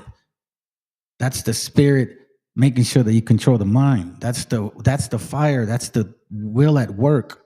Because you ain't paying attention to sin no more. Now you're just battling your mind. Because, sin comes through the flesh. And if it controls your mind, then you're done. But if you're just battling your thoughts, then you're good. You're better. Because the less you do, the less you're active on. I mean, it makes sense. So when these unclean spirits go out of the man, eventually they will not come back very often or have enough power. Here's how we know. Then he saith, I will return into my house from where I came out. And when it's come, he find it empty, swept and gone. It's meaning all cleaned up compared to what he liked it. Then goeth he and taketh with himself 7 other spirits more wicked than himself, which is why you see people in addiction predominantly where you see it more explicit when they quit and then they come back and they get fucking really bad. Like they have, they have a slip and all of a sudden they go worse in their addiction. That's exactly why, because the spirits took like 7 other motherfuckers in there. Like, I'm going to destroy your shit. But I'm going to say something to you. What that really means also is that your inner spirit is trying to wake the fuck up. It's trying to wake you the fuck up. If you can understand the depthness of how bad that is, then that means there's an opposite to that. When you start seeing that about you, then maybe, just maybe, you'll start seeing what the Most High has prepared for you. Then goeth he and taketh away with himself 7 other more wicked spirits than himself, and they enter in and dwell there. And the last state of that man is worse than the first. Even so shall it be also unto this wicked generation. So this is why Paul was talking like this in this chapter right here. And why I'm just going to skip it real quick to give you a point. Where's it at? 7, I believe. Yes, 7. Romans 7:23. It says, for I delight in the law of God after the inward man, meaning the spirit. But I see another law in my members. You see the spirit that goes into the flesh. You see the Messiah, Meshiach. Explain to him, bro, you're dealing with certain things. And this is how you combat those things. Warring against the law of my mind. So you see the flesh. You see the actual, you see the flesh fighting the mind, bringing me into captivity to the law of sin, which is in my members. O wretched man that I am, who shall deliver me from this body of death? O wretched man that I am. This is the understanding of knowing here, Matthew 12. So when you're going through some shit, or you see your brother going through some shit, you need to understand that this is what he's going through right here.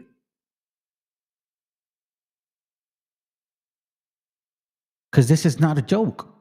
This is heavy duty. Addiction is not fucking easy. You're right.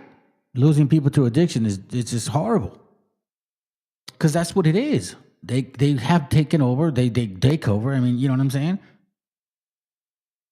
And our gente didn't really understand what it was telling us in this very moment. Even though, you guys are all up in this book when it comes to Christmas Christianity. The book is not difficult when you're being called of the Most High. And I'm not saying that we're mighty better than anybody, but it should be very easy and simple to understand that there are requirements still to this day. Nobody died for your sins. You still have to stop sinning. I mean, it even says it in the New Testament. You guys hate it so much.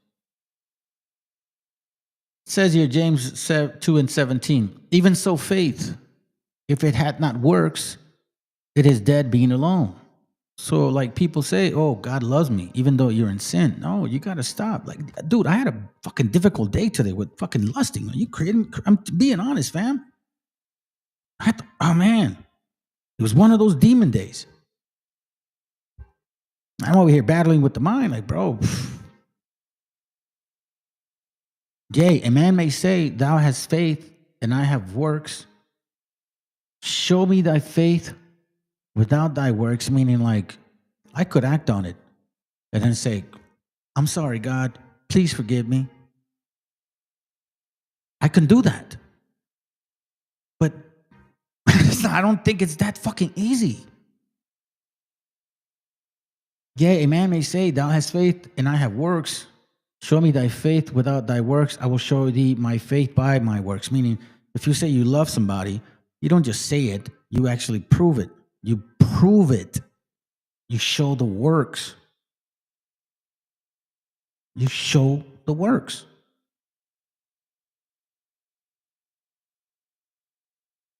You're talking about going and buying catch bags that attach to your AR, so if you do have to shoot, it catches the brass so you don't leave it. You're talking about using a revolver, using a silencer so no brass is ejected. You're talking about research that has been done to the point to where we're going to leave all of our electronics at a campsite. We're going to go to a pay-by-the-hour motel. We're going to scrub ourselves, make sure there's no dead flake skin that can come off, Vaseline on facial hair, balaclavas so nothing drops, like hazmat. You're going to tape your sleeves to your gloves, your pants to your boots. And the eventual plan was four of us were going to enter. One was going to stand guard at the front bay window, while me and the other one, I was requested to go and help murder everybody. And it didn't matter if they were kids or animals. They didn't care. And then we're going to set the house on fire. Damn.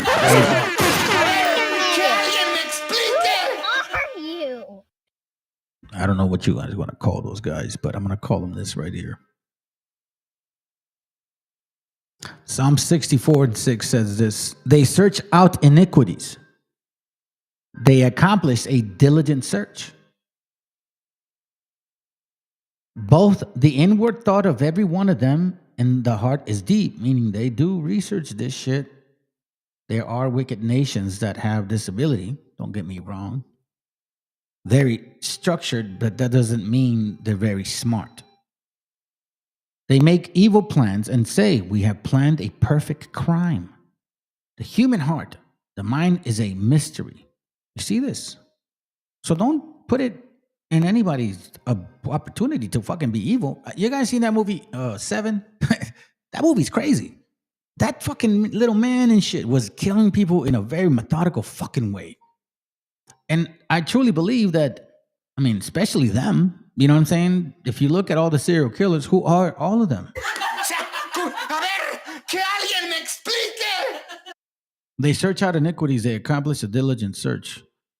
Both the inward thought of every one of them and the heart is deep. Now, he's specifically also talking about a wicked ass people because they're dealing with something else and they don't even know it. And burn it to the ground. That was one. The other plot was with the Maryland kind of Delaware crew, and that was the one on the gun rally. But those guys, the Baltimore FBI, unbelievable case agent, Rashid Harrison. It's not digging I hate. It's realizing I've been digging in the wrong place.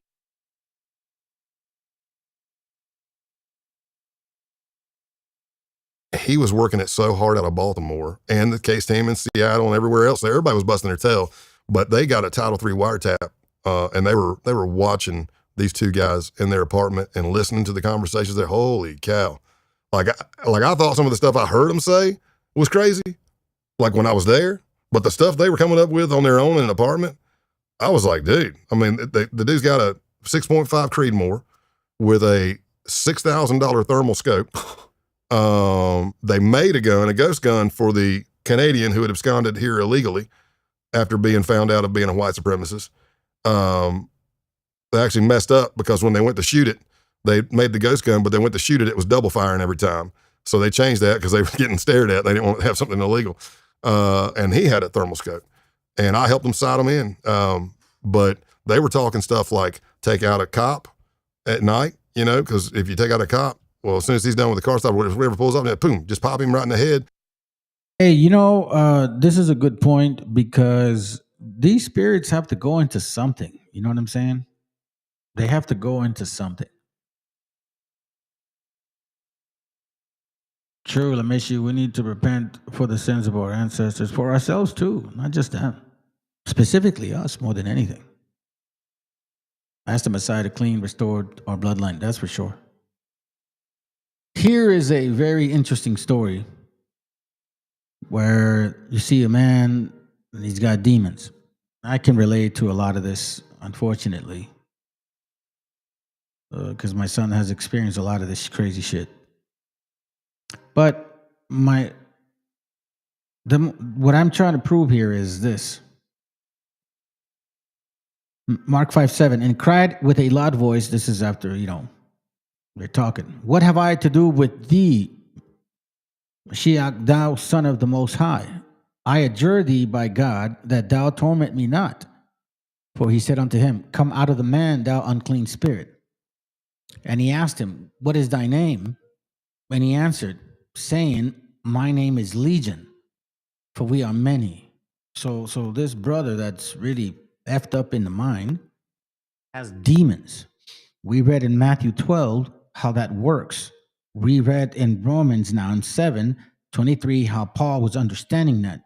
We read in James how the pattern of thought is evil. And where does that evil come from? It doesn't necessarily come from you. It comes from an evil spirit. So you need to decipher you and that evil spirit. You need to separate from that shit, first and foremost. And he besought him much that he would not send them away out of the country. You see this? And he besought him much. Here, I'll read it easier. I'll go to 9. So Jesus asked him, what is your name? The man answered, my name is Mob. Muchos. There are so many of us. And he kept begging the Mashiach not to send the evil spirits out of that region. But what does he do? There was a large herd of pigs nearby feeding on the hillside. This is why they're unclean. So the spirits begged the Mashiach, send us to the pigs and let us go into them. He let them go when the evil spirits went out of the man and entered the pigs.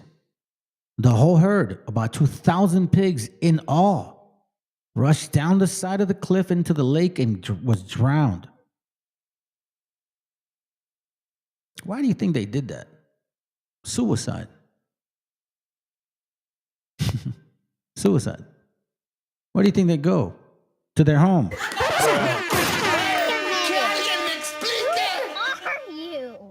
There's something that says, don't be afraid of him that destroys the flesh only, be afraid of him that destroys the flesh and the spirit. So these things are for real.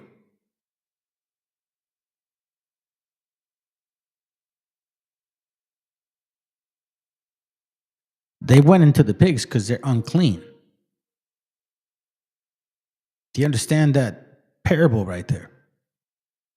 An unclean individual will attract unclean spirits. We're almost done.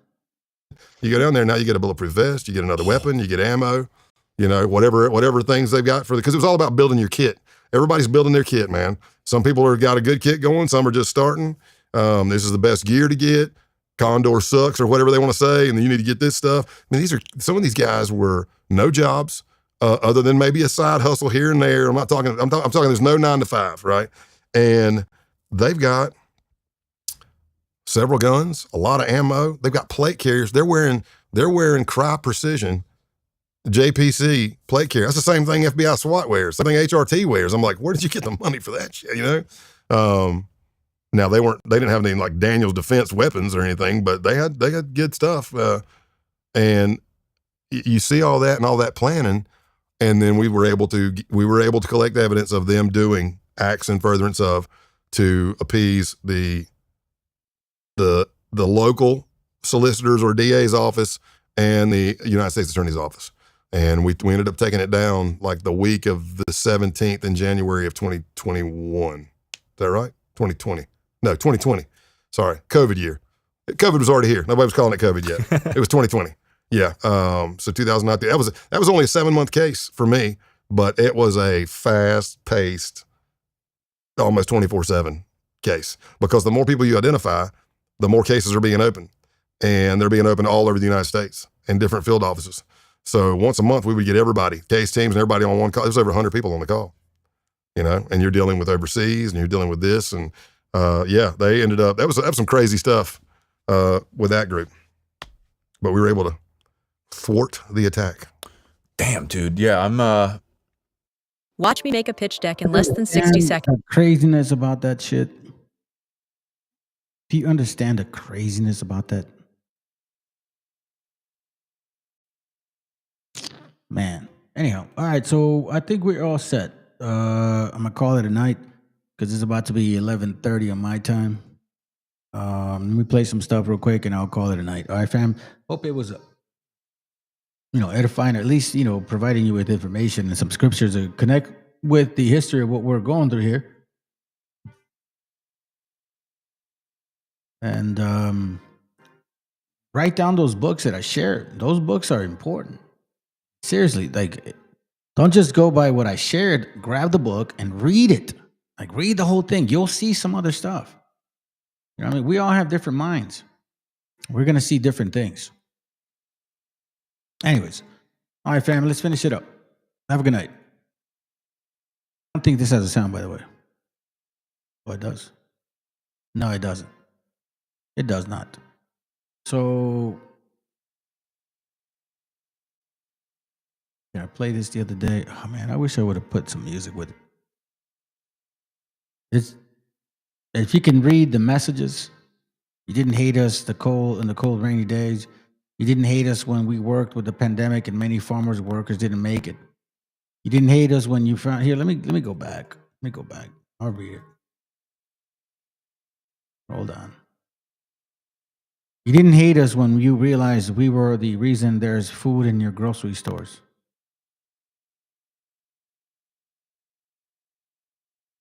You didn't hate us when we worked through hazardous wildfire smoke so your food didn't rot. You didn't hate us when you knew it was too hot to work outside, yet we showed up for you.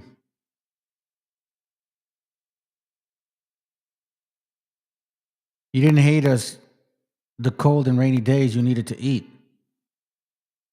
You didn't hate us when we worked the pandemic and many farm workers didn't make it. You didn't hate us when you found out the hazardous pesticide exposure farm workers endured to pick your food. Damn. You didn't hate us when we gave you the convenience to focus on your dreams while we put aside ours to pick your food. You didn't hate us when you enjoyed your holidays and we worked them. You didn't hate us because you didn't hate us before you didn't hate us before you were convinced we were illegals and criminals.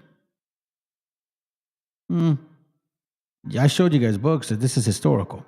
The illegal part. They don't like that shit. Keep calling them illegals. You illegal alien, You illegal alien.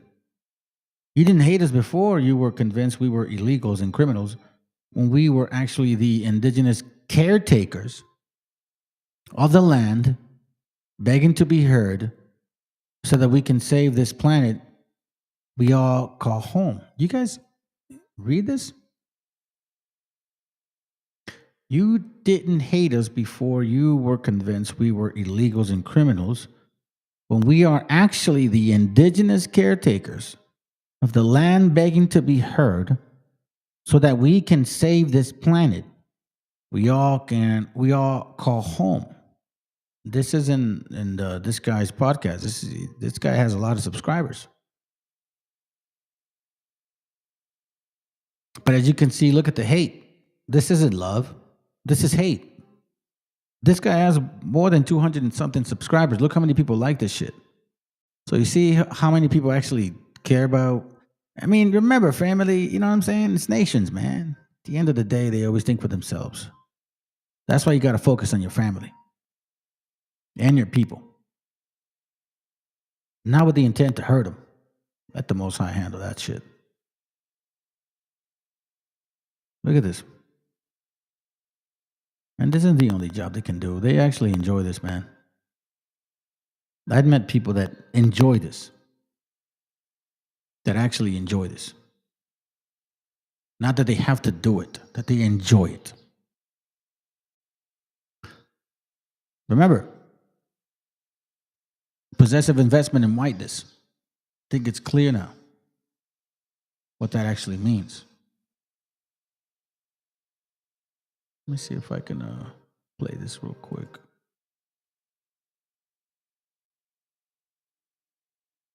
Where's that song that oh, well, you know, whatever. I'm going to play this one. I haven't played in a while. All right, family. Y'all have a good night. Thank you for being here. I hope it was informative. And look out for your people. Examine yourselves. Take care of your surroundings. Love your family. Respect your parents. Honor your marriage. Love your kids. Self-reflect every day. Make sure you have a higher standard for yourself this time. I think now you should be proud of who you are. No one should take that away from you. It's very simple. Look who you are. You've come this far. Have a good night. Yo, yo, yo, yo. Las líneas que parten el mundo. Yo, el meridiano. Que sepa el mundo que soy de orgullo moreno. Ande donde ande, no olvido de dónde vengo. Traigo la sangre de un indio todoterreno. En fuego como un 10 son los pies de Cuauhtémoc. Que sepa el mundo que soy de orgullo moreno. Ande donde ande, no olvido de dónde vengo. Traigo la sangre de un indio todoterreno. En fuego como un 10 son los pies de Cuauhtémoc. En una simple frase te explicaré cómo es mi gente. Si maltratas a un carnal, te devora la serpiente. Emplumada, va en picada, desquiciada el águila real. Le arrancará la cabeza a quien dañó su nopal. Somos un ejército cautivo esperando la señal pa' comerme al enemigo. Huitzilopochtli, dime si es rival o amigo. Que del ejército mexica tus guerreros siguen vivos. Soy un monstruo con la pluma, mis rimas envenenadas. Hoy me llaman Quetzalcóatl, soy la serpiente emplumada. Dueño de la tempestad y del tempo está muy claro. Un diluvio de verdad, en la instrumental soy Tlaloc. Certero en mi disparo, hilo y camino, el flechador del cielo. Pero con rimas, cultura de mi tierra que nunca se acaba, con águilas y estrellas que vuelan desde las aguas. Que sepa el mundo que soy de orgullo moreno. Ande donde ande, no olvido de dónde vengo. Traigo la sangre de un indio todoterreno. En fuego como un 10 son los pies de Cuauhtémoc. Que sepa el mundo que soy de orgullo moreno. Ande donde ande, no olvido de dónde vengo. Traigo la sangre de un indio todoterreno. En fuego como un 10 son los pies de Cuauhtémoc. Como aquí, bro, hey, te juro no existen dos. Si voy a creer en alguien, solo va a ser en mi Dios. Yo me encomiendo a mi madre, que me cuida y me protege en tierras. Amor de tonas y claro, hey, sí, amor de mi madre tierra. El que nunca falla, el de sangre maya, el que va dejando huellas al que buscan y no hallan, el que da la talla, el que triunfa y calla, al que copian y se basan, soy el calendario maya. Que sepa el mundo que soy de orgullo moreno. Ande donde ande, no olvido de dónde vengo. Traigo la sangre de un indio todoterreno. En fuego como un 10 son los pies de Cuauhtémoc. Que sepa el mundo que soy de orgullo moreno. Ande donde ande, no olvido de dónde vengo. Traigo la sangre de un indio todoterreno. En fuego como un 10 son los pies de Cuauhtémoc. Yo soy guerrero de orgullo moreno. Mis dioses son verdaderos. La Cozontli es el que cuida mis caminos y senderos. Mi tierra pinta paisajes de autor, la naturaleza es una obra de amor donde el artista se expresa. Mira y aprecia el arte de Xochipilli, mi diosa de la belleza. La guerra, el arte tienen cercanos roces. Netzahualcóyotl, rey con tintes de dioses. Un guerrero, poeta y muy pocos lo conocen. Hoy te lo recuerdo yo, el Sensontle y 400 voces. Guerreros y leyendas que la historia a veces calla. Dioses de un ayer, de un hoy y de un mañana. Yo me encomiendo a Cuauhtémoc y Pachita es quien me sana. En mi sangre sigue viva la cultura mexicana. Que sepa el mundo que soy de orgullo moreno. Ande donde ande, no olvido de dónde vengo. Traigo la sangre de un indio todoterreno. En fuego como un 10 son los pies del Cuauhtémoc. Que sepa el mundo que soy orgullo moreno. Ande donde ande, no olvido de dónde vengo. Traigo en la sangre de un indio todoterreno. En fuego como un 10 son los pies del Cuauhtémoc.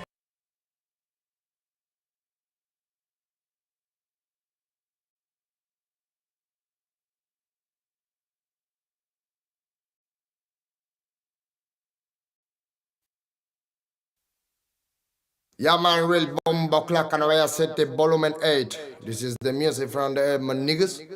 Yeah, man.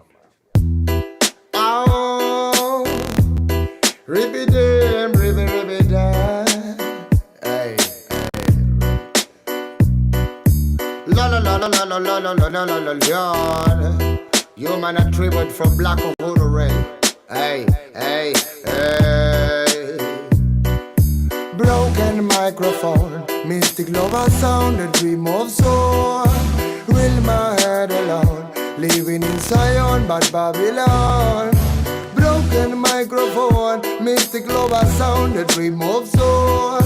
Will my head alone, living in Zion, but Babylon.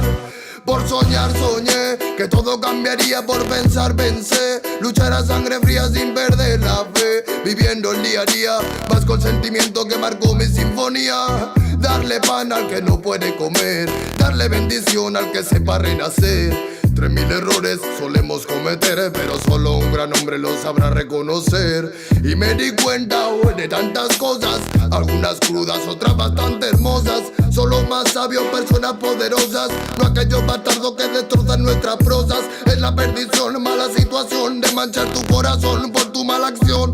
Dame una razón para darte mi perdón. Siento que tu alma se consume como el humor esteblón. Derramo poesía, arte mensajero que reclamo cada día. Pretendo ser sincero, más comparto mi alegría con todo caballero que mantenga la presión cuando andamos bajo cero. Sentimientos perdidos con calma, malos actos mancharon tu alma. No pide perdón quien dispara el arma, no sabe que un ladrón se bate con el karma. Broken microphone, mystic love sound, a dream of soul.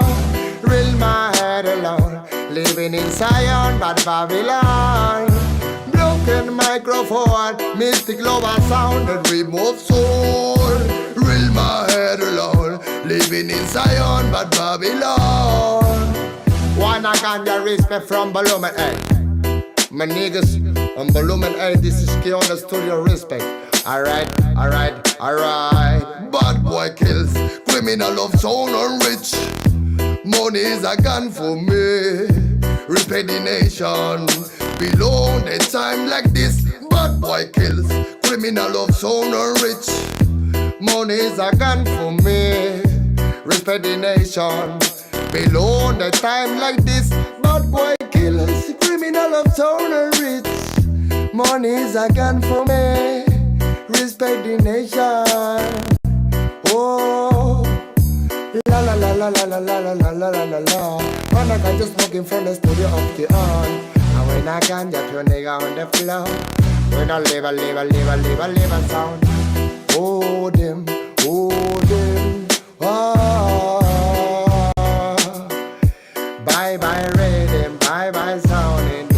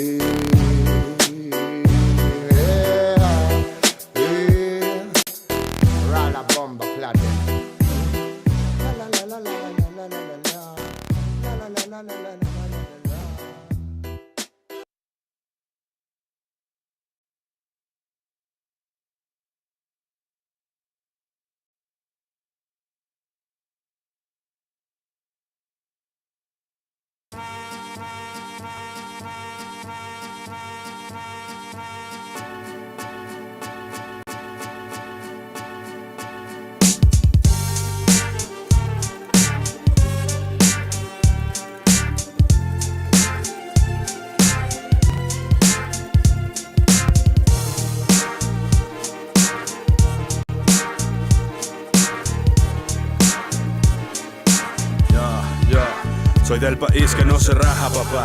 Del mariachi y la baraja que trabaja y no se cuaja ni por una paga baja. De esa tierra soy, donde crecen los nopales, donde millones de madres parieron a mis carnales, a mi gente pues. La de piel color canela, la que viste de guarache, de sombrero y de franela, la que canta, la que celebra la muerte, la que se rompe su madre con aquel que le haga frente. Soy de aquí, la tierra del maíz y del mezcal, del café no ya de barro y de la tortilla con sal, de la solidaridad, de la causa que lo merezca, donde un taquito hermano no falta quien te lo ofrezca. De esa tierra, la del trueque y la cocoa, donde por los cielos vuela glorioso mi Quetzalcóatl. Tierra santa, donde el oro no deslumbra, donde no todo se compra y la carencia no te espanta. Y es que dime cómo no quieres que ame tanto esta tierra, si aquí nacieron mis hijos y aquí me ha criado la abuela. Aquí gastó mis suelas desde que soy un enano. Es mi orgullo, mi paisano, haber nacido mexicano. Y hasta el día en que yo me muera, bendita será mi tierra, es mi hogar. Feliz de ver ondear esta bandera, feliz de haber nacido donde los mariachis tocan. Salucita, momento en el que nuestros vasos chocan. México, tierra de arraigo, tradición y fe, fuego en el pecho que me llama a ser aquel guerrero en que renaceré. México está en la sangre y en el alma ser, pueblo bendito al que me entregaré, savia pura de maguey. Soy un rapero bien honrado que le gusta lo mejor. Las mujeres no me faltan, ni el dinero ni el amor. Cuando estoy en el Tenampa me llaman el desesperado. Hay tantas aventuras en esta tierra de encanto. Escucha mi cantar, voy con las penas ahogadas. El tequila siempre fiel, el mariachi me acompaña. ¡Viva México, señores! ¡Vivan sus trabajadores! Que todos nuestros campos sigan regalando flores. Y la luz entre magueyes donde el sol quema duro, donde los niños nacen con espíritu puro. Inquebrantables somos, crecemos, trabajamos. Las deudas no perdonan, honor al adversario. Lloran las guitarras, apuntan las trompetas. Fusilamos la mentira y de paso la tristeza. Festejamos a los muertos, estamos medio vivos. En las peores situaciones nos mantenemos unidos. Somos los sobrevivientes, los hijos de la injusticia, los que brincan la frontera arriesgándose la vida. Y no estamos huyendo, no es cuestión de cobardía. Este sistema nos obliga porque faltan garantías. ¿Qué puedo hacer? Nada más que sentir orgullo por haber nacido aquí. México es número uno, hijo del pueblo como José Alfredo me conocen. Por todo el mundo encontrarás a la raza de bronce. México, tierra de arraigo, tradición y fe, fuego en el pecho que me llama a ser aquel guerrero en que renaceré. México está en la sangre y en el alma ser, pueblo bendito al que me entregaré, savia pura de maguey.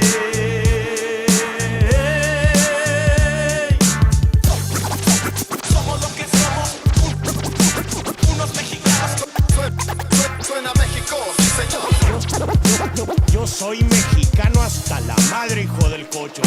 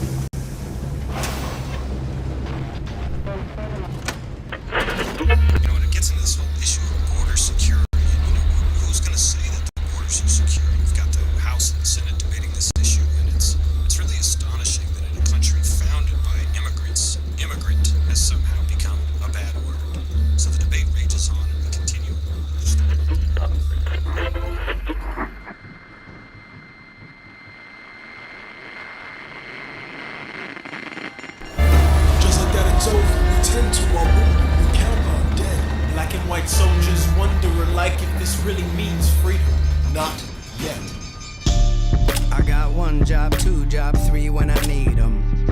I got 5 roommates in this one studio, but I never really see them. And We all came America, trying to get a lap dance from Lady Freedom. But now Lady Liberty is acting like Hillary Banks with a prenup. Man, I was brave, sailing on graves. Don't think I didn't notice those tombstones disguised as waves. I'm no dummy. Here's something funny. You could be an immigrant without risking your lives, or crossing these borders with thrifty supplies. All you gotta do is see the world with new eyes. Immigrants, we get the job done.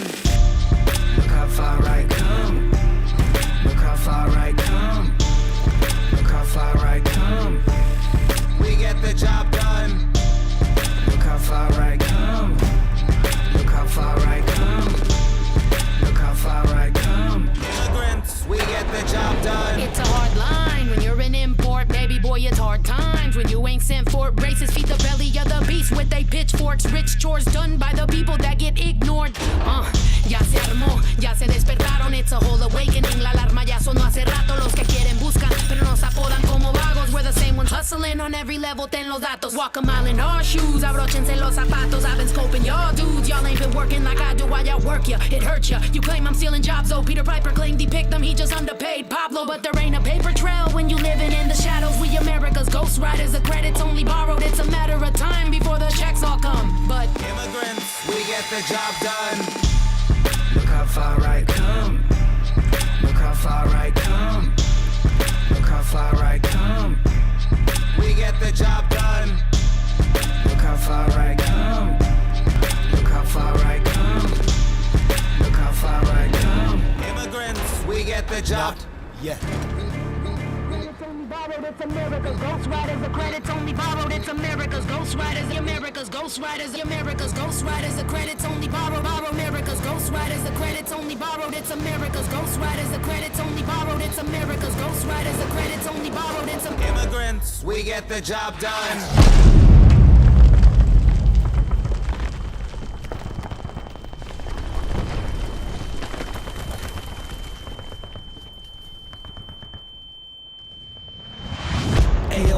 Immigrants, we don't like that. Nah, they don't play. British Empire strikes back. They're beating us like 808s and hi-hats at our own game of invasion. This ain't Iraq. Who these Fugees? What do they do for me but contribute new dreams, taxes and tool swagger and food to eat? Cool, they flee war zones, but the problem ain't ours. Even if our bombs landed on them like the Mayflower. Buckingham Palace, a Capitol Hill. Blood of my ancestors had that all built. With an ink you print on your dollar bill. Oil you spill. Thin red line on the flag you hoist when you kill. But still we just say, look how far I come. Hindustan, Pakistan to London. To a galaxy far from their ignorance. Cause immigrants, we get the job done. Por tierra o por agua, identidad falsa. Brincamos muros o flotamos en balsa. La peleamos como Sandino en Nicaragua. Somos como las plantas que crecen sin agua. Sin pasaporte americano, porque la mitad de Gringolandia es terreno mexicano. Hay que ser bien hijo de puta. Nosotros les sembramos el árbol y ellos se comen la fruta. Somos los que cruzaron. Aquí vinimos a buscar el oro que nos robaron. Tenemos más trucos que la policía secreta. Metimos la casa completa en una maleta. Con un pico, una pala y un rastrillo te construimos un castillo. ¿Cómo es que dice el coro, cabrón? Immigrants, we get the job done. Look how far I come. Look how far I come. Look how far I come. We get the job done. Look how far I come. Look how far I come. Look how far I come. Immigrants, we get the job done. Look how far I come. Look how far I come. Look how far I come. Immigrants, we get the job done. Not yet.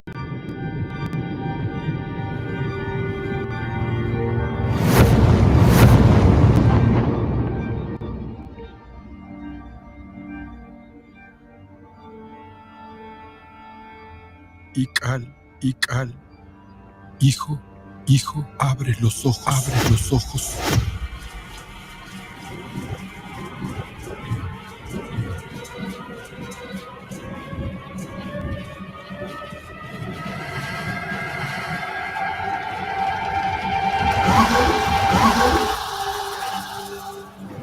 Tu cuerpo se queda con nosotros, pero tu espíritu debe seguir.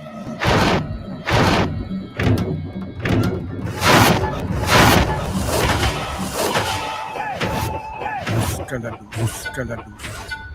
Aléjate de las sombras. Deja que nuestro dolor sea tu fuerza. Desde aquí iluminamos tu camino.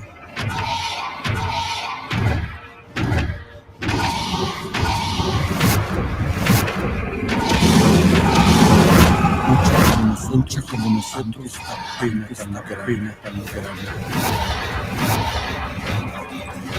Yo soy tú, tú eres yo.